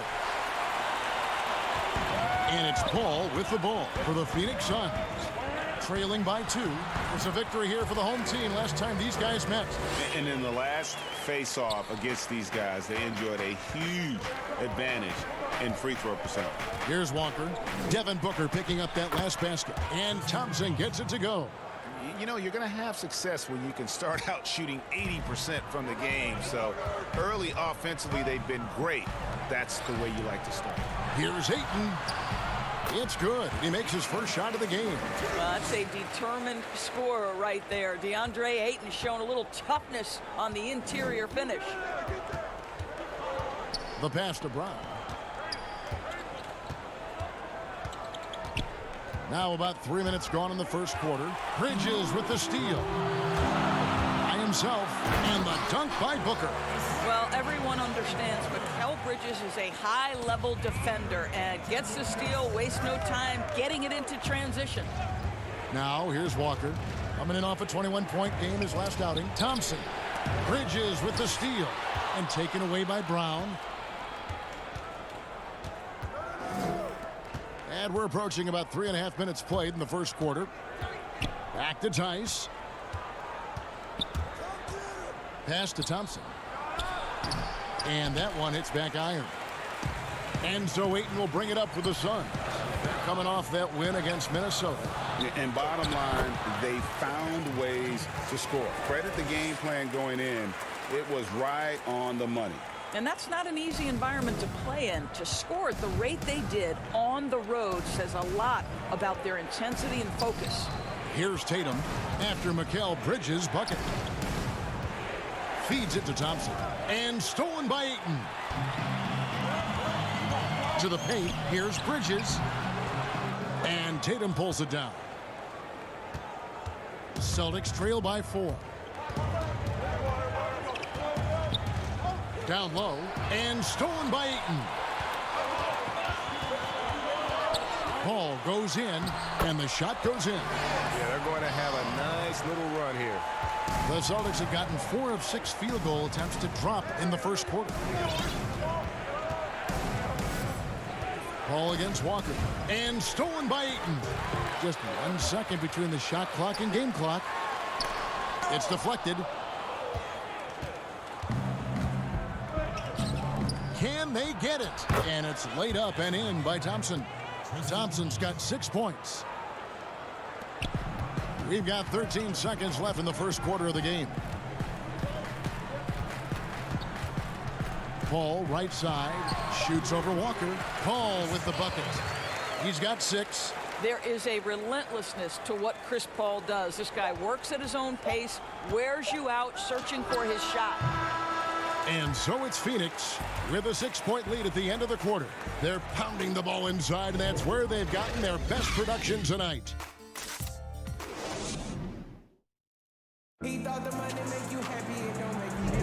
And buenas noches, basketball fans. It's Latin night here on 2K Sports. And you might have noticed the custom jerseys worn by the players. Guys, what's your take so far on the Suns? Playing inside out in that first quarter led to some high percentage shots in the paint. It is great when you can get that established early, because to me it opens up every other aspect of your game. On the court right now for the Celtics, Williams is out there with Ojale. Then there's Teague. Then it's Williams. And it's Pritchard in at the 2-guard. Crowder with the steal. Fast break, here come the Suns. Crowder with the ball. And slam dunk by Sharp. Well, you love Crowder's willingness to distribute the basketball. His vision allows him to set his teammates beautifully. Celtics trail by 8. Teague, the pass to Williams. It's stolen by Sharp. And it's out of bounds. The Celtics will take it the other way. And so it's Boston with it. They defeated the Wizards in their last game. Yeah, they took advantage of some porous defense in that one. Really got the shots they wanted. Give them some credit. I'll tell you this. They caught an opponent on a very off night defensively, and you take advantage. Simple as that. Sharp, right side. Well, zero hesitation on that catch and shoot. Dario, not shy, playing confidently. Nicely done. Just over a minute gone here in the second quarter. To the inside, Williams. The shot will not fall. Some solid defense from Sharp. To the middle. Suns moving the ball around. Crowder kicks to Galloway. Off target there. That would have pushed the lead to double digits. Pass to Ojale. Inside. And 2 free throws coming up. Unable to get that one to go with all the contact. Greg, you and I talk about the big man, his role in the current NBA, and how they can possibly carry the standard for the great centers before them. And you played with the great one in Patrick Ewing, so you have a great appreciation, I would think, for it. Oh, no doubt about it. And I think 2 guys kind of separated themselves a little bit. Nicola, Yokic, and Joel Embiid, I think, are the 2 guys that stand out for me because of their ability, in essence, to do everything well. They can shoot it, they pass it, they can shoot it from the free throw line. They give you rim protection. I throw Rudy Gobert up there as an elite center as well. Doesn't have the offensive impact that those guys have, but he does impact the game as well. 3 young, dynamic centers. Those are good names. Taking 2 shots. He hits one, then this is the second attempt from the free throw line. And the turnover again by Boston.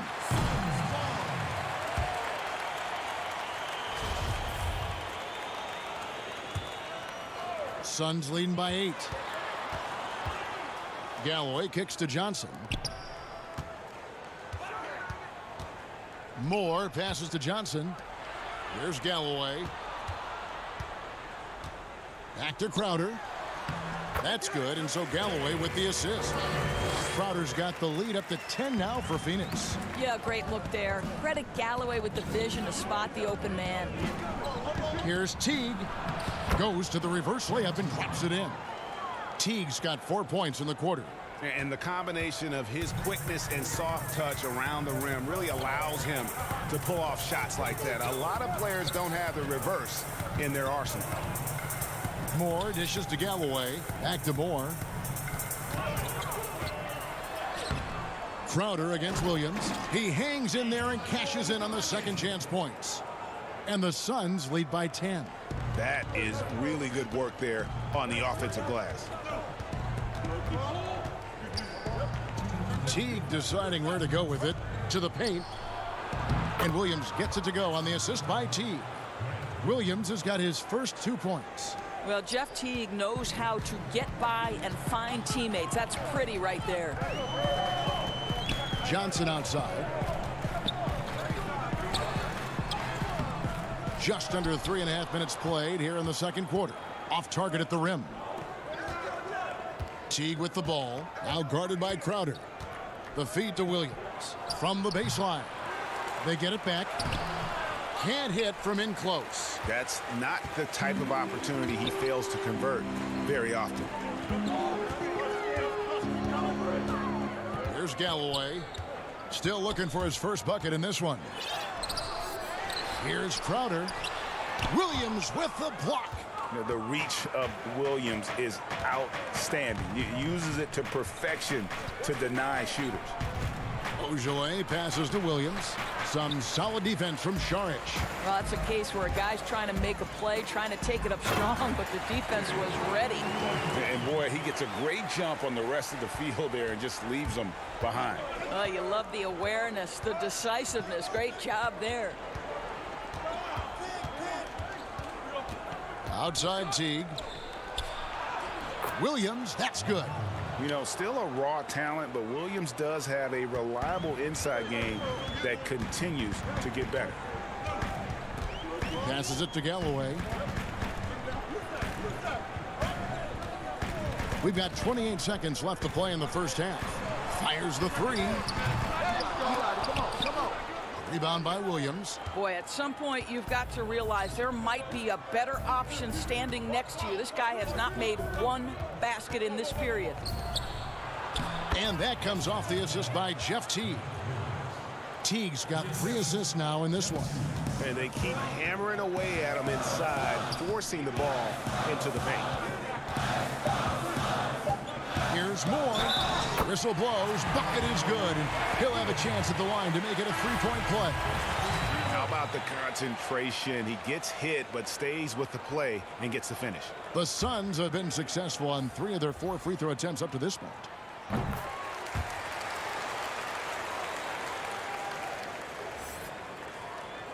Here's Walker. And oh, he hits the buzzer beater.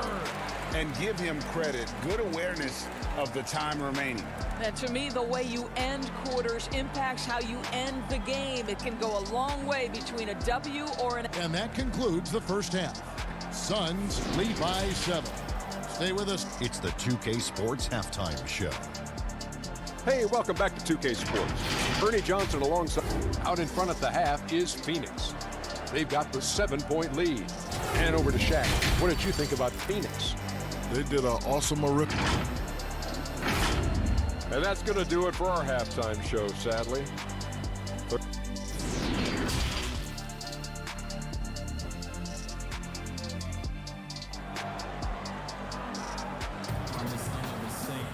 And we've got third quarter of basketball for you. 2 quarters in the books.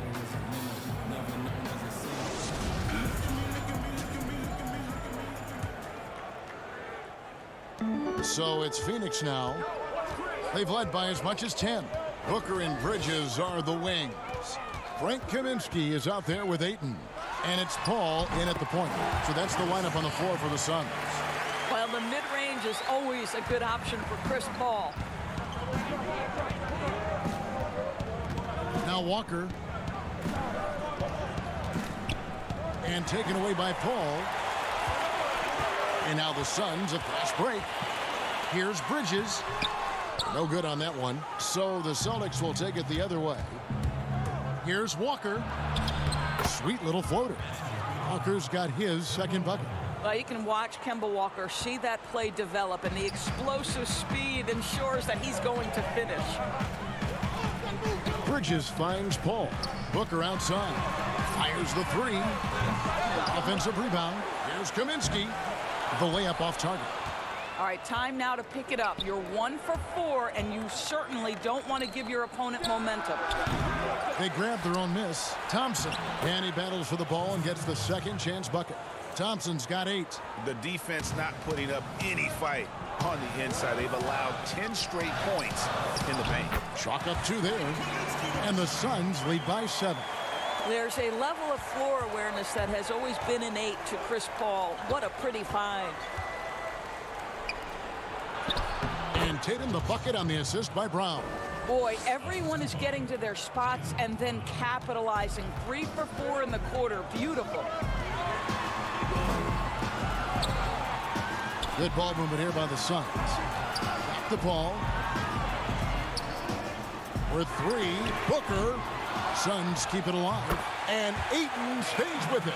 What a fantastic offensive rebounder. Ayton's so good at using his physical advantages.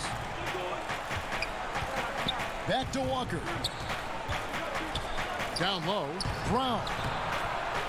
Rebounded by Kaminsky. Phoenix leading by 7. And now the Suns, a fast break. Here's Ayton. And Ayton throws it down. Well, Devin Booker is known as a scorer, but this guy will find you if you're open. And Walker's got the ball here for the Celtics. And Devin Booker in the 3rd year of that 5-year, $158 billion contract, coming off his first All-Star selection and his most efficient scoring season. Man, it's hard to imagine what's coming next.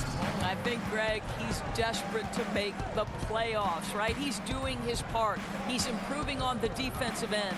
He's been an eye-popping scorer throughout the early part of his career. Now it's all about, can he create team success? And Thompson kicks to Walker. Down to 5 on the shot clock. Boston again missing. Phoenix has gone 0-2 from deep to start things here in the second half. Ayton, the pass to Paul. Now here's Kaminsky. Back to Paul. No one near him. Doesn't get it to drop for him. I didn't see that miss coming. I mean, he's usually been money from that range. Third quarter of basketball here, and just a little under 3.5 minutes gone by. To the middle. It's deflected. Such a strong defensive player. Bridges understands I've got size and quickness. The rejection. Oh! And this sort of awesome dunk is one of the reasons this team is in charge of this game. Well, there's a swagger out there. You can see it on the court that they possess and are not afraid to show it either. And wrestling for it there, but no one has possession. We'll have a jump ball. A fantastic mobile 1 block. This one deserves another look. And guys, that's about as good a defensive play as you'll see. Instant reaction to get a hand to the shot. And the Celtics with possession here. Booker against Tice. The dish to Tatum. No good. And they can't put an end to this drought. Suns leading by 13.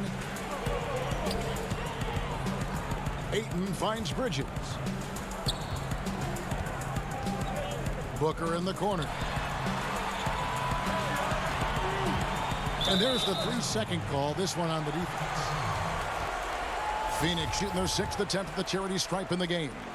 And they've had really good numbers all season from the free throw line. And so he hits the technical free throw. Well, there was a decades period of time where Chris Paul was simply stated the best point guard in the league. But let's make no mistake, this guy is successful off the basketball court as well. For such a long time, he has played a significant role in the Players Union, advocating for the players at large, and I have such admiration for it.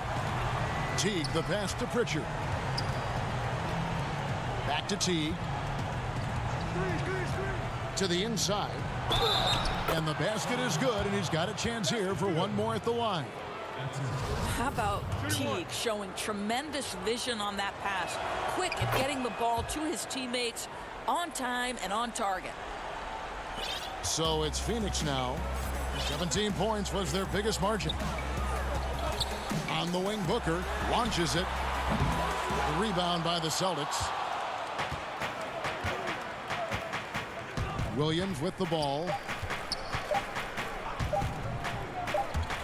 And it's out of bounds. They say it was last touched by Williams. Well, when you're careless with the basketball, you can expect that to happen.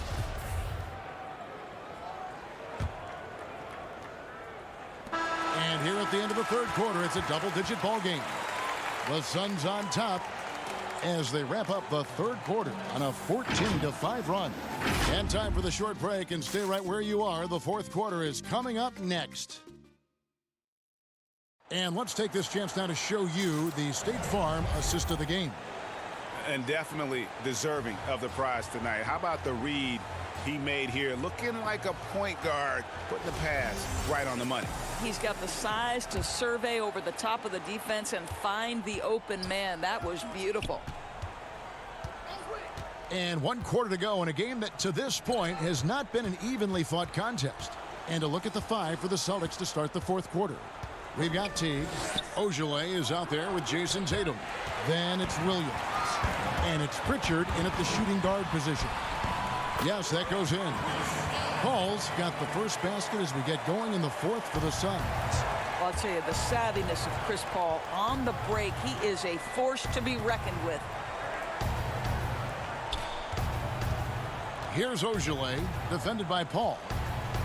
Ojale kicks to Tatum. And Teague, here we go. Lays it up and banks it in. Greg, you really began to emerge and got on the national scene at UNLV, but you started your college career at Portland, where you were actually named the Conference Freshman of the Year. Yeah, how about I actually averaged more points in Portland than in any season I played at Vegas. Totally different roles, but Portland's always going to have a sweet spot in my heart. My first child was born in the great city of Portland. Left side, Tatum. 6 on the shot clock. Williams dishes to Tatum. Such a wide open look. Well, Jason Tatum has the kind of size and length to be effective near the cup. Really good job staying in attack mode. Booker outside. There's the pass to Crowder. The tray. That's good from Booker on the assist from Crowder. 12 points for Devin Booker. And he's shaking off that slow start, giving them a boost here in the second. Pass to Williams. It's stolen by Sharks. Oh, here we go now. Crowder's got the fast break chance. Well, this guy is an explosive offensive talent. When Devin Booker's cooking, my goodness. Teague against Paul. Teague drives in, and he banks in the layup. Teague's got 4 points this quarter. Just a late reaction there from the defense, and he is always going to finish that one. Paul looking over the floor. Johnson, the pass to Crowder. Rebound by Williams. Williams has got his 4th rebound in this one. Outside Teague.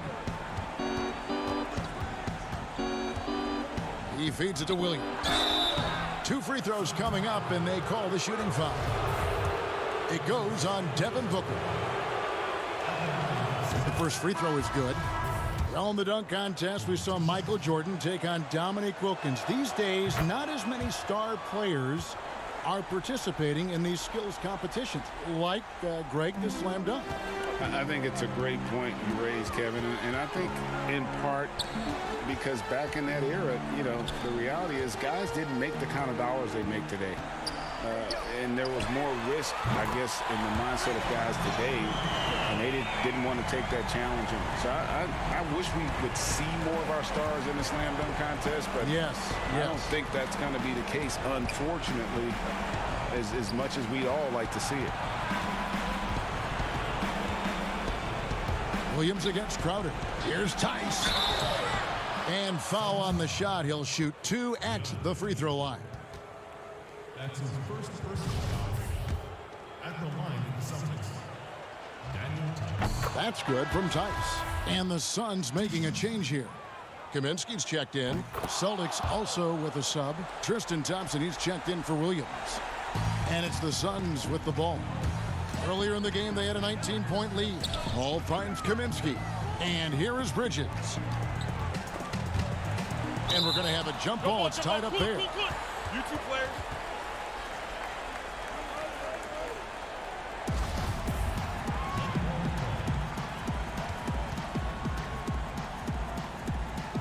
So it's Phoenix now. Pass to Kaminsky. He dishes it to Bridges. Some nice ball movement here by the Suns. 4 on the clock. High post shot. No good from Booker. Listen, he knows he should have made that shot. We'll see if they can work it back to him in that same area. And this is going to end in a lopsided victory. I love the tenacity and aggressiveness as well as the ability to close. You really got to give it up here for Phoenix. They simply ran him off the court. They set the pace, and their transition game was executed flawlessly. And you can mark this one down in the W column. It'll mark their 23rd of the season. And they've taken control of the season series. This brings them to 2-0 with 1 game left against this squad. And you know, looking back at all the contributions tonight, it was a really phenomenal all-around game for Devin Booker. Efficient productivity. You love what this guy has given to you on the offensive end. Carter against Green. Passes it to Nader. Great pass to set up the lay-in. And the Suns lead by 16. And you can sense that these fans, these players, they are ready to celebrate. Well, for all intents and purposes, this game is over. Just a matter of time here. And you can appreciate the fight now, but it isn't how they came into the game. No doubt. It felt like they were a little tight for much of the evening. Now they're in a better flow, but it may be too little too late. Down low. Ayton kicks to Galloway. And there's the pass to Payne. And here is Ayton. No good from 11 feet. Now here's Nesmith. Thompson. And again, it's Boston converting. Well, you know that Thompson's feeling it when he's pulling up immediately after catching the pass. Pass to Payne. And here is Ayton. He's covered by Thompson. Here's Galloway. No good.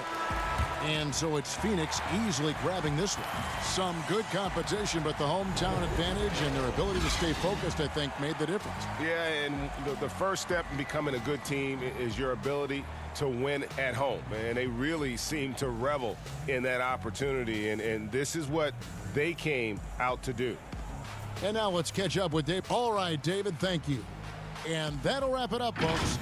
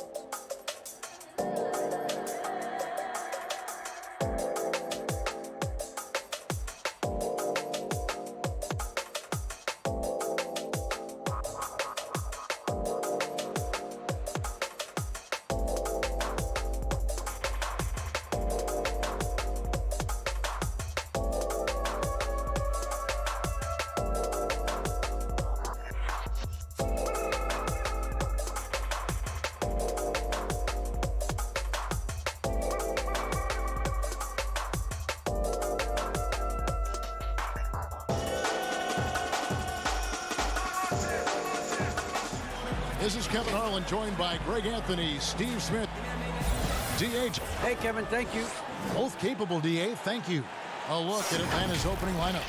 Young and Herter make up the back. Collins is out there with Clint Capella. And it's Snell in at the 3, the small forward. And for the Celtics, on is the 2 with Tatum at the 3. Tristan Thompson is out there with Daniel Tice. And it's Walker in at the point. Thompson looking for an opening. Young with the steal. Snell, the pass to Herter. Oh, and he plucks it off the glass. Wow. Now here's Tatum. Defense is right there. Inside. Here's Tice. 1 up, 1 down. 2 points with his first shot this game.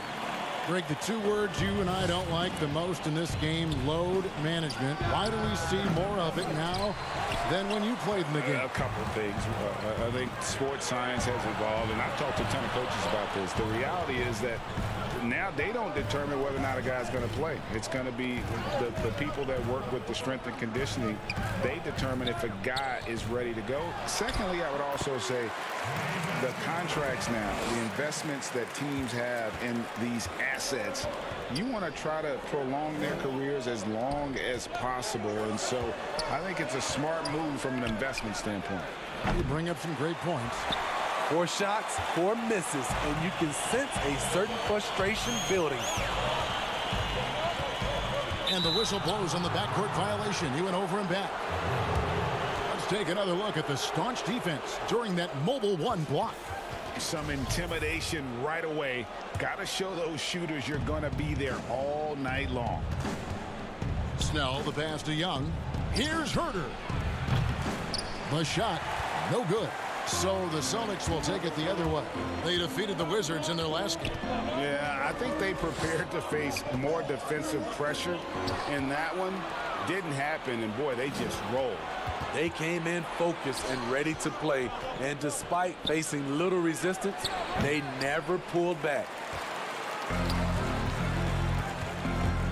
Left side Walker to the paint. Tatum, 2 points. That one goes. And they are very comfortable running their offense through Walker. And you can see why. Drops a sick dime right there. That pass was right on the money. Atlanta's gone 0-3 from three-point land. Nothing yet going outside. Young from deep three-point range. Yeah, love the job they've done here to protect the paint. A quick look, no good that time. Tatum against Young. It's Thompson off the drive. A 17-footer.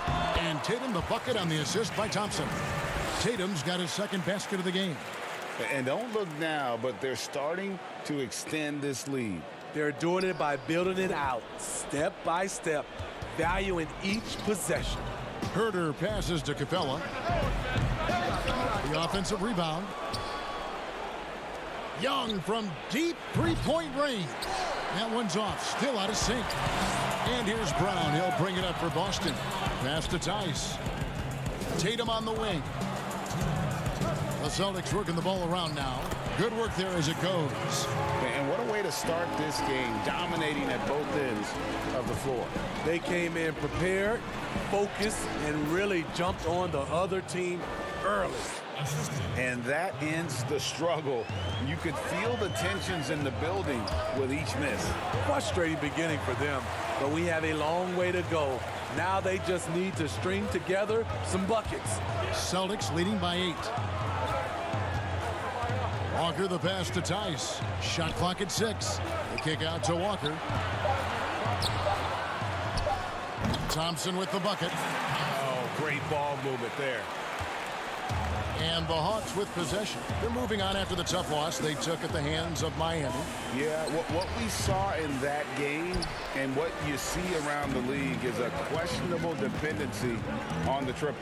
You know, if you're cold from range, there are other ways to score. You can post up, dribble drive, get out in transition. That's in, and he's now 3 for 3 and looking sharp. Well, if it ain't broke, don't fix it. They keep getting it in the paint and continue to score consistently. This is what we talk about, valuing each possession, avoiding those kinds of mistakes. Here's what Atlanta's going with right now. Okongwu's checked in for Clint Capella. Gallinari comes in for Tony Snell. Rajon Rondo is subbed in for Kevin Huerter. Pass to Tice. And the pass to Ojale.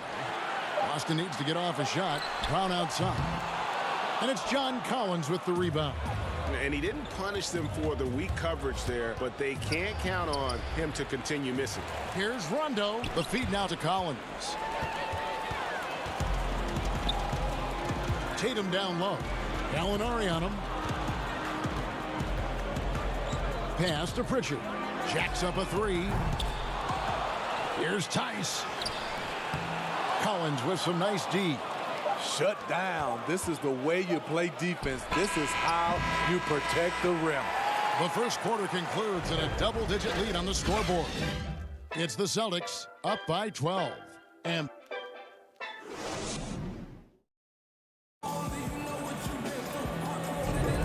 welcome back to the second quarter of action. Plenty of basketball left to play, but this one has been one-sided so far. And a very convincing performance from the Celtics so far. Well, you have to love what they've done offensively after that first period. Crushing it, absolutely crushing it. Shooting lights out, building a big lead here early on. Ojale is out there with Williams. Then there's Teague. Then it's Williams. And it's Pritchard in at the 2. That's the 5 to begin the second quarter for the Celtics. The shot by Ojale, no good. The Hawks trail by 10. Well, John Collins has the potential to be a star for this team. And here we go, coach's challenge happening right now. This one in regards to the personal foul, seeing if that was the right call. And I think when it comes to some of the more difficult calls to make, personal fouls can be tough. The action is so fast that it's really tough to catch everything in real time. The wonders of technology, Greg. We've seen replay reviews so effectively, and involving the coaches by being able to challenge like this is something a lot of people have been hoping for. And so the word is in. They've decided that the call stands as it was made on the floor. And, you know, even if a coach still feels this wasn't the right call, you got to acknowledge the effort being put in to reviewing it. Double checking, and the game continues on. In terms of acquiring the types of players you like, Greg, which front offices have you evaluated that really lead the way? It's a great question.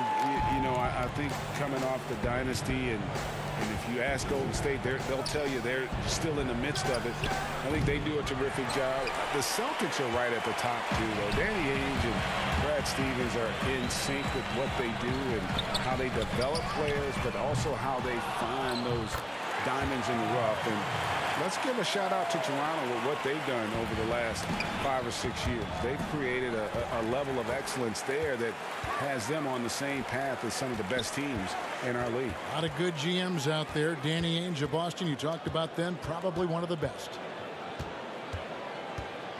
Williams dishes to Williams. And taking a broader look here at the year-over-year scoring trend for Jalen Brown. And his scoring numbers have been going in the right direction these past few years. He's gotten better and better at handling what those opposing defenses are throwing his way and finding ways to get his points all over the floor. Clint Capella, he's checked in for the Hawks. Kevin Huerter comes in for Trae Young. Williams with the ball. He's picked up by Rondo. Wide open. Teague. And Teague is right there. Teague's got his first bucket in this one. They have been board dominant in this game. That's definitely been a factor in crafting this huge lead. And the way they have controlled the glass this game, really impressive. You know, you look at how they built this lead. It's been through extra possessions. Back to Williams. Over Okongwu. Williams gets the bucket. Every time they get scored on during this run, it's come from inside the paint. To the middle. Here's Capella. Good. And it's Rondo who picks up the assist. And with those points, he puts an end to that 10-0 run by the Celtics. Passes to Ojala. For three. Here's Williams. Uses the glass to finish the layup. Williams has got 4 points now in the quarter. And defensively, guys, they've been unable to shut down the middle.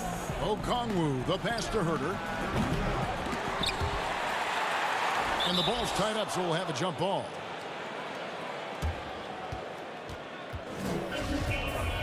Jump ball.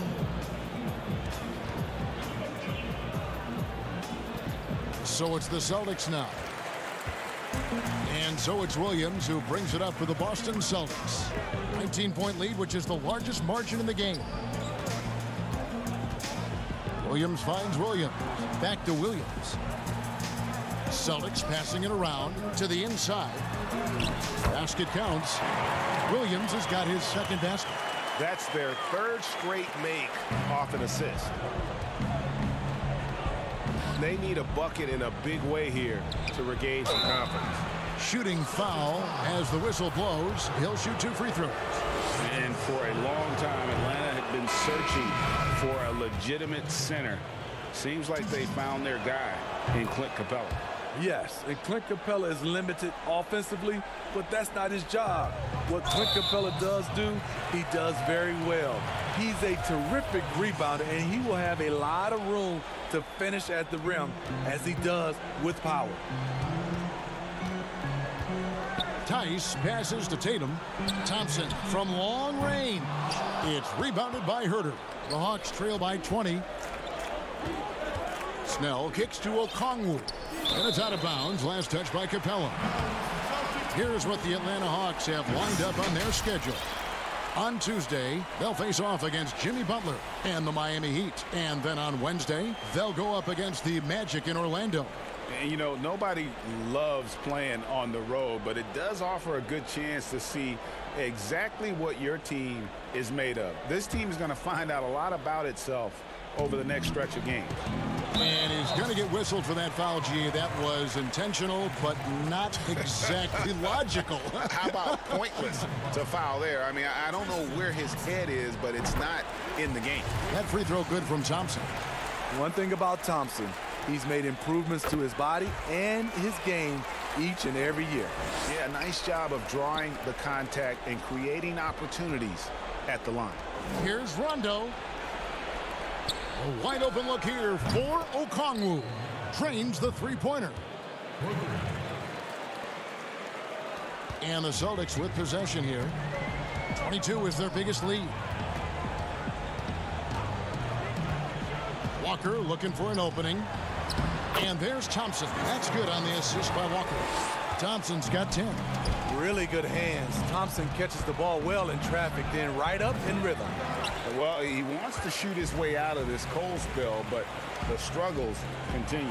You know, to me, this is when you want to focus on creating for others.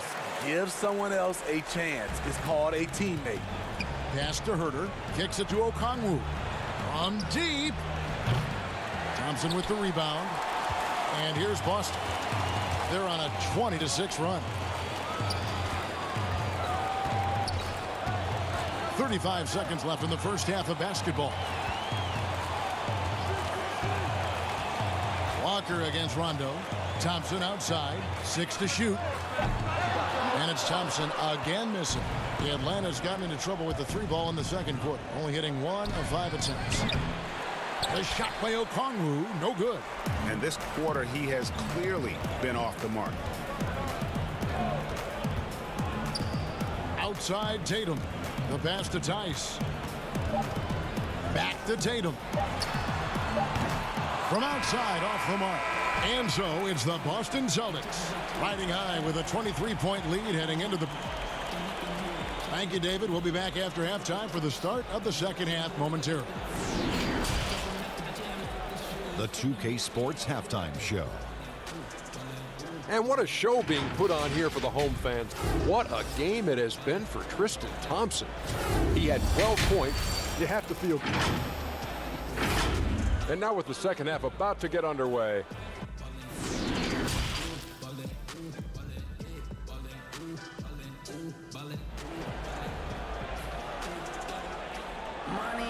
Well, we've got a second half of basketball for you. We think it's going to be pretty good. A big comeback, though, is needed for this game to be competitive, and it probably has to happen quickly. Guys, so far, we're seeing a tremendous game from Tristan Thompson so far. In those first 2 quarters, he was pretty much an automatic bucket getter if he got it down low on the block. I have to credit them for their patience offensively. They understood the matchup, and they took the necessary time to exploit it. All fueled up and ready to go. Let's reset the lineups courtesy of Gatorade for the second half of basketball. On the court for Atlanta, Young and Herter make up the backcourt. Collins is out there with Tony Snell, and it's Capella in at the pivot spot, manning the middle. Tice has gone 1 of 3 on the night. And Kevin Herter, a young player and a big part of this team's future. He keeps trying to add to his game. And the area I love that he's improved, I think the most and needs to, is his ball handling. Doesn't have to only look for shots outside. He can attack the rim. He's also more willing to take the lead in transition and create for others. Now a timeout called by Boston. Greg, who would you choose as the best defenders of the NBA pick and roll?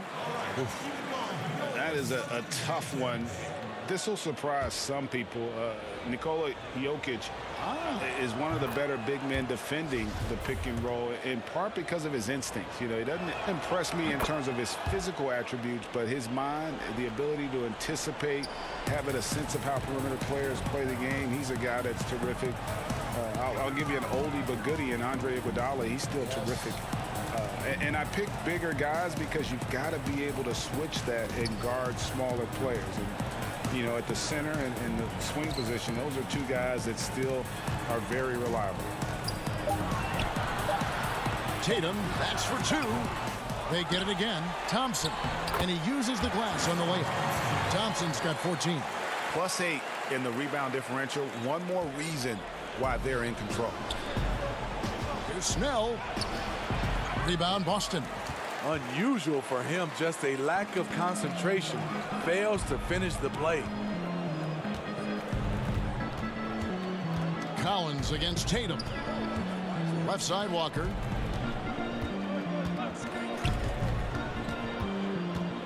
To the paint. Here's Tice. Out of bounds. It'll go to the Hawks. And a chance here to check out some stats on Jalen Brown. A strong stretch of play the last 10 games. Averaging about 22 points per, 4 assists, and 5 rebounds. To have a scorer like him consistently deliver you points makes such a big difference for a team. Because he gives you someone to build your offense around. You can count on his nightly production. And a whole new group out on the floor for the Celtics. Feeds it to Williams. Pass to Ojale. Back to Williams. Stolen by Collins. And we've got an update here, so let's check in with David Aldridge reporting from the sideline. Hey, Kevin, it's a misnomer that in the era of three-point shooting, people don't want anyone to take mid-range shots. Many of the league's elite players still thrive there. Kawhi Leonard is one, and he explained how. He said it's hard to defend guys that shoot twos. Once you get to the playoffs, it becomes a half-court game. Teams won't allow you to take wide-open shots or threes. Guys, back to you. DA, thank you. They should continue to get the ball inside. The defense struggling to contain them. Collins kicks to Young. The 3 ball. Atlanta again missing. And a big lead for them on both the scoreboard and the backboard thus far. Williams passes to Williams. The kick out to Williams. Pass to Ojale. Here's Pritchard. Just 5 on the clock. He feeds it to Williams. Lays it up and banks it in. Williams has got his second basket of the night. And defensively, they are on their heels every time the ball comes inside. Here's Herter. The Hawks again can't hit. Hard to figure out how he doesn't knock that one down. No defender in sight. Outside Teague. Ball stolen. Oh, and a fast break for Atlanta. Here's Herter. And it is flushed down with a nice jam. Passes like this demonstrate Snell's team-first approach. He's all about getting it to the open guys. And out of New Mexico, Tony Snell has made himself into a capable long-range marksman. Yes, he's a guy who plays within himself, GA, stays in his lane, and knocks down perimeter shots. And here's Young from the arc. Rebound by Williams. They keep calling his number, which is partly how they've dug this hole. Pass to Pritchard. The three. But they recover it. Back to Williams. Now the pass to Pritchard. Clock at 6. The putback. It's good on the putback. Second chance points have really been an issue here defensively. Gallinari outside. His three-pointers off the mark. And here's Williams now. He'll bring it up for the Celtics. Just 4 points. That's all they've given up here in the second half. About 3 seconds between shot and game clock. Ogilvy kicks to Williams. Left side Williams.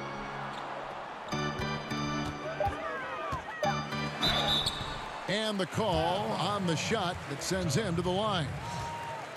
You know, he just plays with such tenacity on both ends. Williams is a rising talent who wants to prove he belongs. Second free throw, no good.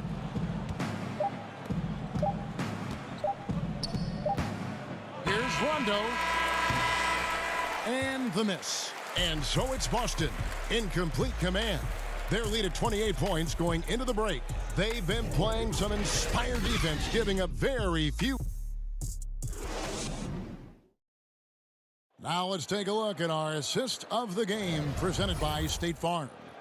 And he sliced the D wide open with his feed. They had no chance to prevent that basket. Creating plays for others, it's an art form, but it's also a discipline. Fantastic job. And there may not be a lot of drama down the stretch as we head into the fourth quarter, but stranger things have happened. Tucker and Brown, they're manning the backcourt. Jason Tatum is out there with Williams, and it's Thompson in at the 5, down low. That's the Boston 5. Back to Brown. Offensive rebound. The kick out to Williams. Brown outside. Inside. Fires from deep. Hill with some nice D. And so it's Atlanta with it. Here's Knight, and Knight slams it in. Any chance you get, you want to put yourself in a position to succeed, and that's what he did there. Great job of reading the floor, got to the rim, and made a play. And the rejection by Tatum. And how about the craftiness from Tatum? He plays smart, quick hands on defense, and able to block the shot. And some changes here for the Celtics. Nesmith, he's checked in for Robert Williams. Green comes in for Brown. And it's Edwards in for Walker. Here's the 3. Can't hit that one. And the Celtics going the other way now. And even 3-on-3 break. Here's Tatum. Played in with a nice touch off the glass. I love that they're continuing to attack despite being up big. I'm impressed with their intensity tonight. They came in focused and they've executed. Edwards passes to Nesmith. Now here's Green. And here is Nesmith. Over Hill. Trains it from 9 feet away. Nesmith has got his first points of the night. Not a lot of resistance on the inside, and they're taking full advantage. Rondo finds Hill. Here's Mays. Thompson with the rebound. Thompson's got his 6th rebound on the night. Out of bounds. It'll go to the Hawks. Bruno Fernando's checked in for the Hawks. Goodwin comes in for Rajon Rondo. You know, winning that championship as you did, Greg, for UNLV, many people don't remember you played much of that season with a broken jaw. Well, Kevin, I don't remember much of it, to be honest with you. It was pretty hazy. I lost 19 pounds over the course of the season. Oh, I was goodness. Championship night, I was 168 pounds. No kidding. Yeah. Oh, I was wired shut for 8 weeks. Did miss a game, but I tell you what, I don't know if I would do that today. But, you know, it did turn out well with the championship. As I recall, you broke it against Fresno State, correct? Yes, got my legs taken out from under me and broke the fall with my face. Oh, yeah. oh. Ouch. And they're getting points, they're getting stops, and this is how they'd like to play all the time. Yes, when it's going good, it feels easy. These are the nights you relish, but they're tough to replicate. Oh, great timing. He is one tough customer on that offensive glass. You know, it's like he has a sixth sense of where that rebound is going. Tatum. Rebound by the Hawks. Rare for him to get a wide open shot from mid-range and fail to connect. Pass to Mays. Yes, and Knight with the assist that time. This is the shot you want to get him, an open look from range. Now here's Edwards. Tight defense on him. Green kicks to Edwards. Back to Green. Passes it to Edwards. Lets it go from the wing. Offensive rebound. Great positioning on the putback. Well, guys, this was never really a contest. Just a total obliteration, if you will. And you can safely say mission accomplished now for the Celtics. This was a team performing to its fullest capability. A hugely satisfying win. A game that not many will soon forget. And on the other side, one that I think most will try to forget.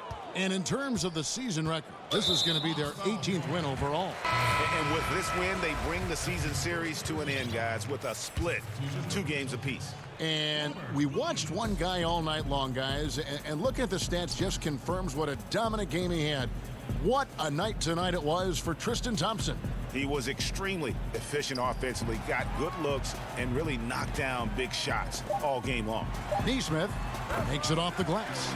Taking no chances, they go on one last run to seal the deal. Not messing around at all. They were focused, relentless, and they got the job done. Boy, if you're the coach, you hate to see that kind of miscommunication between your guys. Ogilvy is checked in for the Celtics. 44 seconds left in the fourth quarter. Williams attacking. Pass to Ogilvy. Here's Neesmith. Celtics passing it around. Williams trying to break free. The shot by Ogilvy, no good. It's tipped.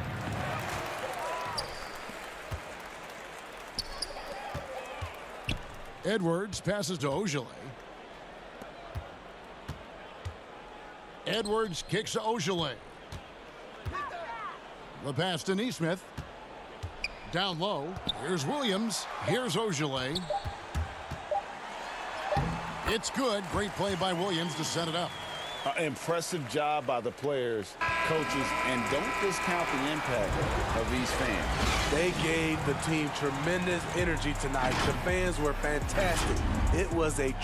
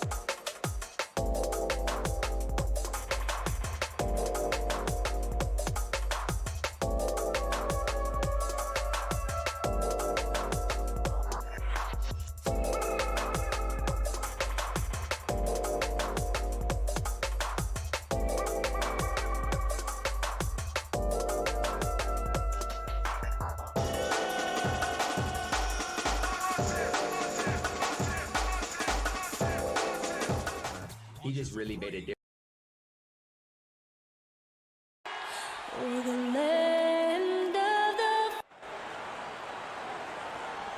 Hello and thanks for joining us on Noche Le. And a quick look at how the Suns' schedule is shaping up. On Tuesday, they'll face off against Anthony Davis and the Los Angeles Lakers.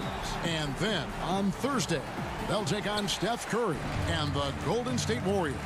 And for that game against the Trailblazers, that's a contest that could easily go either way. Small mistakes could be the difference, and both teams will need to be at their best. Looking at the starting five for the Atlanta Hawks. Young and Herter make up the backcourt. Tony Snell is out there with Collins, and it's Capella in at the 5. And for the Suns, Booker and Bridges are the wings. Kaminsky out there with Ayton, and it's Paul in at the point. Paul with the ball. He's picked up by Collins. From past the arc.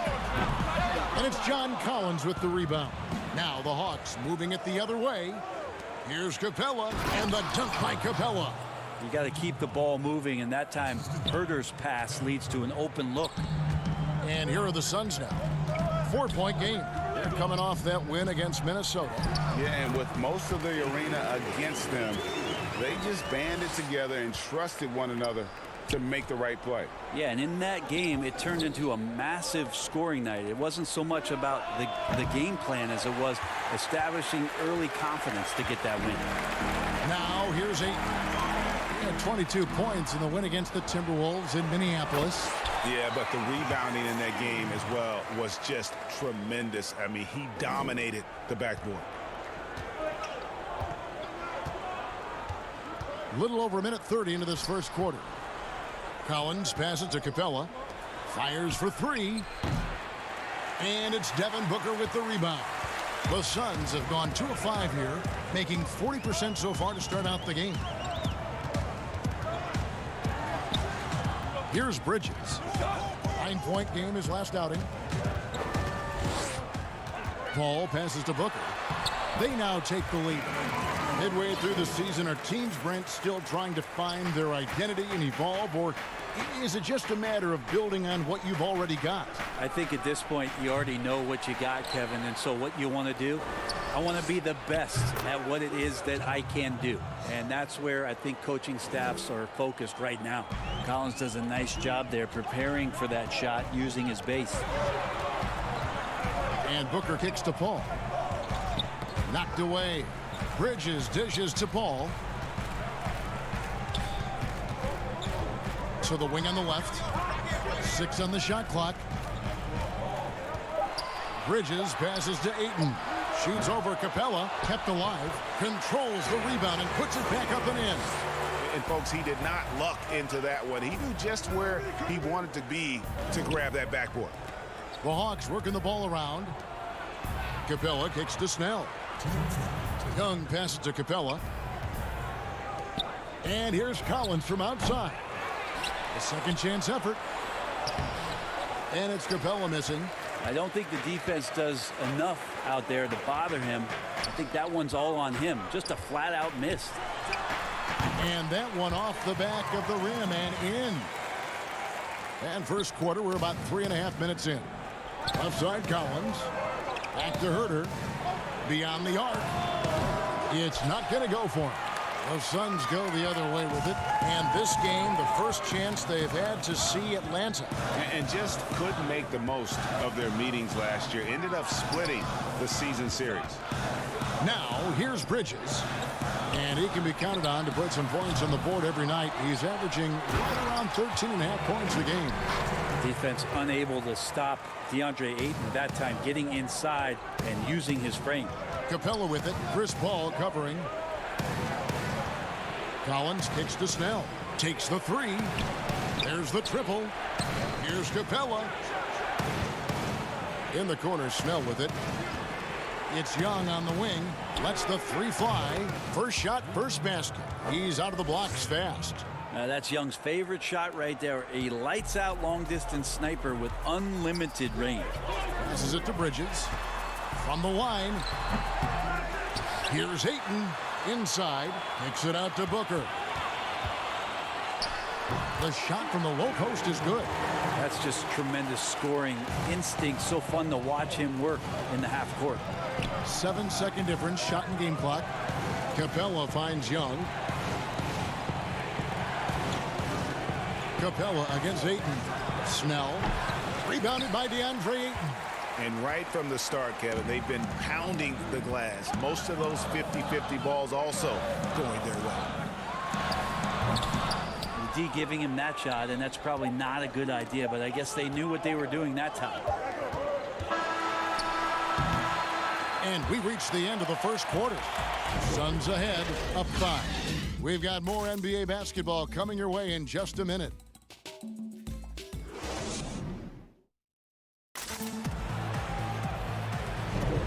Welcome back, everyone, to the second quarter of play here on Noche Latina. Vámonos. And from what we've seen, guys, from the Suns, what are you thinking so far? I mean, the rebounding was the difference in that first period. You've got to block these guys out. Yeah, rebounding can also be just about will, and they showed some of that in going in there and collecting some boards. Charge is out there with Jay Crowder.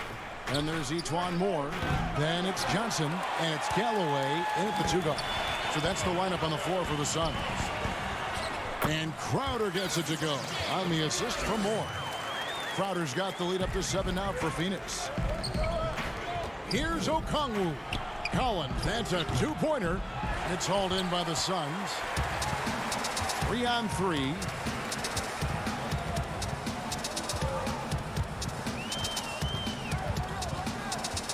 There's Galloway. Gallinari covering. And now Gallinari pushing it up. No one back to stop him. Pass to Okongwu. Kicks to Collins to the left wing. The shot by Okongwu, no good. And guys, you've heard of overpassing. Well, that shot was an example of underpassing. Maybe they can find a way to establish some rhythm in the next few possessions with the extra pass. Now, here's Collins. He's coming off a 34-point game against Miami. I also thought he did a tremendous job in terms of timing in that game, swatting away some shots. Ended up with 3 blocks in that game. There's Galloway. 7-point game, the biggest lead in the game. Pass to Sharge. 11 feet away. Misses off the left iron. Nobody getting a hand in his face in that painted area. That's a miss he's going to be disappointed with. And Young kicks to Gallinari. Fires for 3. Atlanta gets it back in a new 14. And Okongwu slams it in. Just a terrific effort on the offensive glass. That's how they're going to cut into this lead. And Greg, a dunk like that is sure to give them a spark. Now here's Johnson. No points in the game yet for him. Back to Moore. Johnson up top. Right wing. Here's Galloway. Offensive rebound. That one no good. The Hawks trail by 5. They've been struggling here on offense. Yeah, a bit of a dry spell for sure. Okongwu dishes to Gallinari. Rondo. And it's off from 3-point range. The Suns have gotten off to a rough start here in the second quarter, going just 1 for 5. Crowder kicks to Galloway. Back to Crowder. And the rejection by Collins. Good timing defensively. Collins just up there, the long arms, and quick off the deck. Man, can you always depend on him or what to lead you to the right place with that pass? Money. Now here's Moore. The pass to Galloway. Good ball movement here by the Suns. Back to Crowder. Unloads from 13. And the Suns miss again. And here's Young. He'll bring it up for the Atlanta Hawks. Only giving up 2 points this quarter. And here's Collins from outside. Nailed from 3-point land. Collins has got the game tied up here for Atlanta. And Moore kicks to Sharge. And he gets the whistle. 2 free throws coming up. Let's take a quick look at the numbers for Trae Young. 3rd in assists and ranked among the top 10 in scoring. He can fill it up with the best of them. And as you mentioned, top 3 in assists right now. He does a great job of running the offense, spotting the open guy. and making the sound delivery. Here's what Phoenix has got going on right now. Ayton, he's checked in for Jay Crowder. Mikal Bridges comes in for Johnson. Booker, he's checked in for Langston Galloway. And Paul's subbed in for Moore. Saric attacking and slam dunk by Saric. And for a big player, Saric can get in there and get fluid. Nice finish. Back to Herter, over Booker. Herter, no good. And when you can't get anything to fall, it definitely gets in your head. Especially if you're a player that doesn't get a lot of shot attempts. But otherwise, the mindset is, I just got to get the next one to go. And you don't want to put that much pressure on yourself. And Phoenix making a change here. Kaminsky's checked in. And that was a great replay we just saw of our mobile one block. Every basket's a big one in a tight game, and he is not about to give up an easy look. A good tempo on that play as Chris Paul was in place for that jumper. Okongwu, the pass to Snell. Capella dishes to Okongwu. Tipped away. Bridges with the steal. Rondo against Paul. On the wing, Booker. Back to Paul. Now, here's Bridges. He's tightly guarded. 11 feet away. That one off the back iron and out. The Hawks trail by 5. In the corner, Snell with it. Beyond the arc. And it's Ayton with the rebound. Ayton's got rebound number 8 now on the night. Here's Booker, and the dunk by Booker. How about Booker getting up? And so it's Phoenix heading to the bench with a 7-point lead as we wrap up the quarter.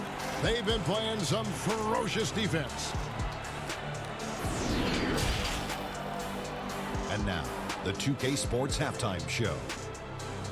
Welcome back to 2K Sports, everybody.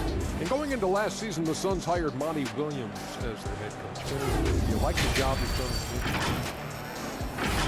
And it's just about time now for the third quarter.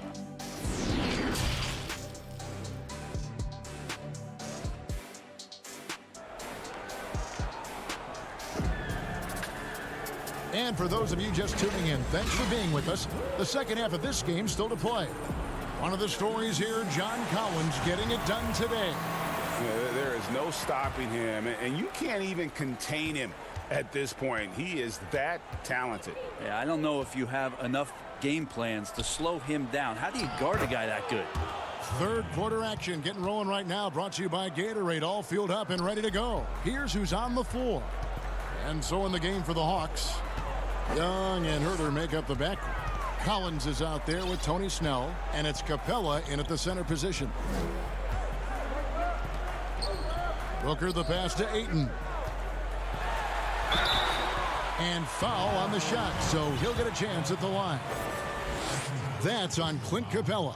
Shows you the mobility of the big man there as Ayton's able to carve through the defense, and that forces them to be out of position. Atlanta making a switch here. Hill's checked in. Both shots good from the stripe. Greg in New York, you obviously played in a number of championship contending teams. What do the Knicks have to do to get back to that feel, that kind of team? Well, listen, it starts with stability across the board, but mainly that means at the top. And you got to give this new front office, this new regime, an opportunity. I think they got some good young pieces, but title contenders are not in a constant state of flux right now. They've got to take their baby steps here and start moving in the right direction. Like you say, it does begin in the front office. Well, Bridges doing a good job fighting hard past the foul, even after the release. First trip to the free throw line for him in this one. And from the line thus far, how about 83% on the season? Outstanding. The Hawks trail by 9. Young left side. And the layup's good off the glass. Young's got 4 points in the quarter. You just can't take Trae Young lightly from anywhere on the floor. These kind of shots will help him get into a rhythm. Ayton kicks to Bridges. Here's Paul. Count it. Paul's got the lead back up to 9 now for Phoenix. How much fun is it to watch this guy when he's on one like this? Loves to attack the rim. Young finds Capella. from past the arc. Another miss by Young. And battling hard on the glass, they hold the advantage here so far. Here's Herter, and he stuffs it. What a pass to set him up. And the scoring is one thing, but Young's ability to set his teammates up, just as important. And Bones, with that Clint Capella trade last year to the Hawks, a bit of a surprise to many, but the Hawks were able to land a young and talented center. And maybe GA the perfect fit for how it is that their team is constructed around Trae Young. Capella's going to be that pick and roll option, can finish above the rim, and is a good defender to protect the guys on the defensive end. That one doesn't go, and Phoenix will come the other way. Paul passes to Bridges. Back to Paul. And contact on the shot, so he'll be shooting free throws here. Yeah, so Chris Paul beats you off the dribble. We've said that a million times. And draws contact. We've said that a million times. Greg, we're seeing the game evolve. We're seeing more and more big men displaying perimeter skills. Do you like that, or is there a part of you that misses those days when it all played out inside the lane in a very condensed area? Well, listen, Kev, I think the game has kind of evolved on from the impact that the bigs had on the interior, but not the impact that they're having on the game. The reality is the game just doesn't stand still. And now as a big, you've got to have far more versatility. You got to be able to play in space. And as a fan, I just find the game to be more appealing to watch, with the freedom of movement, the flow, and more of the skill set being put on display. I agree. Langston Galloway's checked in for Phoenix. Tony Snell's checked in for the Hawks. It's 3-on-3 on the fast break. Johnson outside, out to the wing. 1:51 left to play in the third. Up again, Saric on the follow. Saric has got the lead up to 14 now for Phoenix. It's been their Achilles heel defensively. They just have not been able to control that backboard. They've shown some strength in the paint today. Their work on the boards has been impressive. There's Galloway. He's still scoreless so far in this one. Johnson finds Crowder. Back to Johnson. Good ball movement here by the Suns. 5 to shoot. Phoenix needs to get off a shot. Moore passes to Johnson. The putback, he hangs in there and cashes in on the second chance points. And the Suns lead by 16. Just love the extra work there from each one. Moore mixing it up. Not a bad shot from the mid-range. The D's giving it to him, and he's usually got an eye in that kind of range. There's Galloway. Johnson outside. Launches a three. They get it back. And you can see the second chance points now starting to be a major factor. The Hawks trail by 18. Crowder with the steal. And Moore kicks to Galloway. Right side Crowder.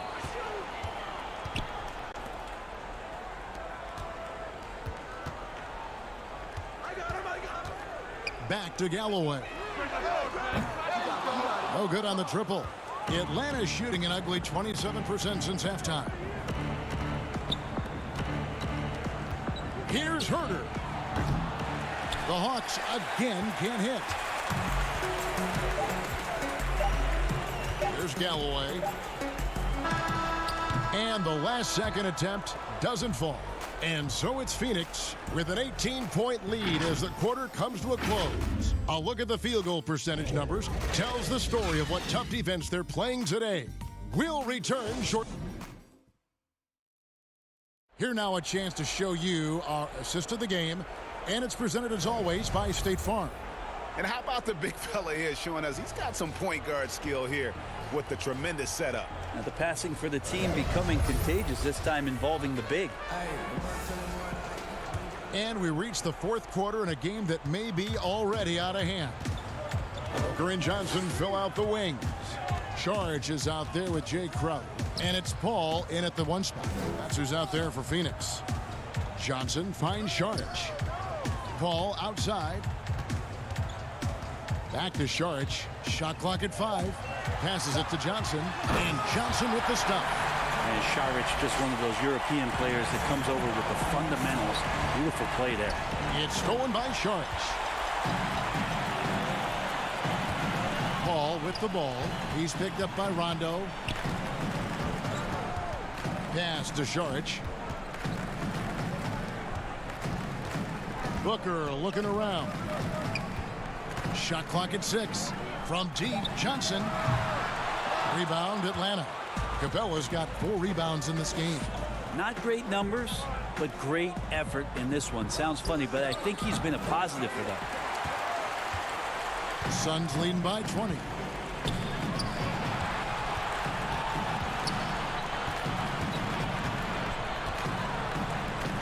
Booker with no one around, and a great assist by Paul as that one goes in.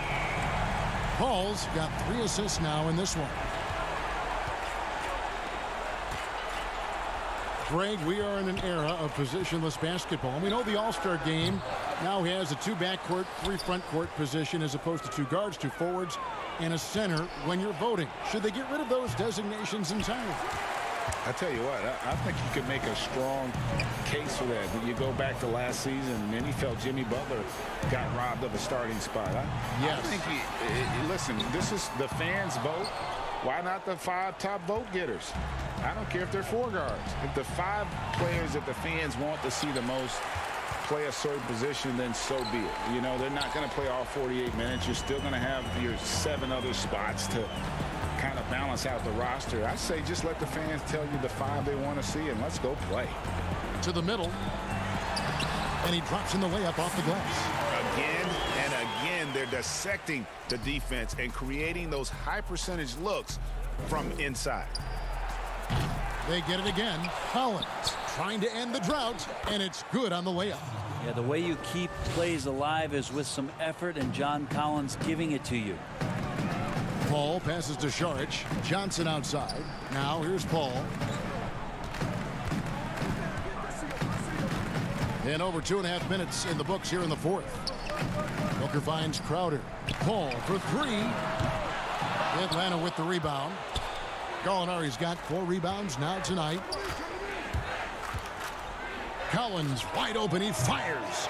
Second chance shot. Capella. And that'll be 2 free throws coming up. Officials on the call with the foul.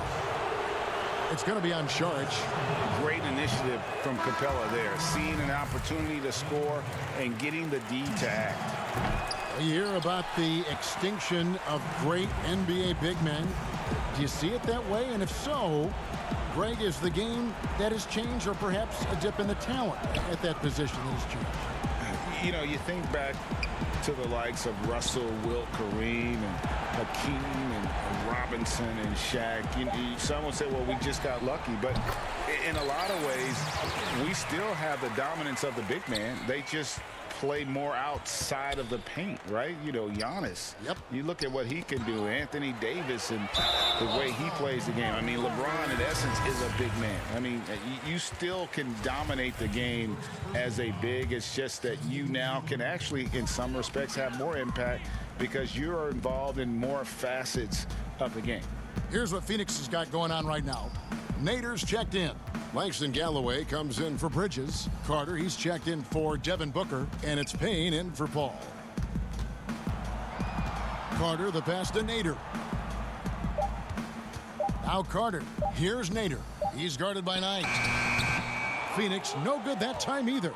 Yeah, I have no idea why he went with the fadeaway there. The defense was nowhere near him, and he should have just kept it simple. And as we head to the final buzzer here, a crushing blowout, big-time dominance, and this will go in the record books as a gaudy win for the Suns. As one-sided as it gets today, you know, there were some dominant moments in about every facet of this game for that team. Yeah, I mean, Kevin, it's hard to think of what didn't go right for them. Game planning by the coaches, execution by the players, everything was just on target. And you can mark this one down in the W column. It'll mark their 23rd of the season. They can chalk this one up, but these two teams will see plenty more of one another before the season's over. A very solid win indeed. And when you check out the box score, there were some great numbers for Dario Saric. And guys, I just felt he was tremendous tonight. His energy infected his teammates, and the wrecking ball on both ends. Galloway dishes to Carter. Back to Galloway. Misses the deep three-point attempt. He missed that one, but I've seen him drill shots from that distance in warm-up. Oh, no, I know he can make it, but that's warm-ups, so maybe just a step. David, thank you as always. And that'll do it, folks. For great.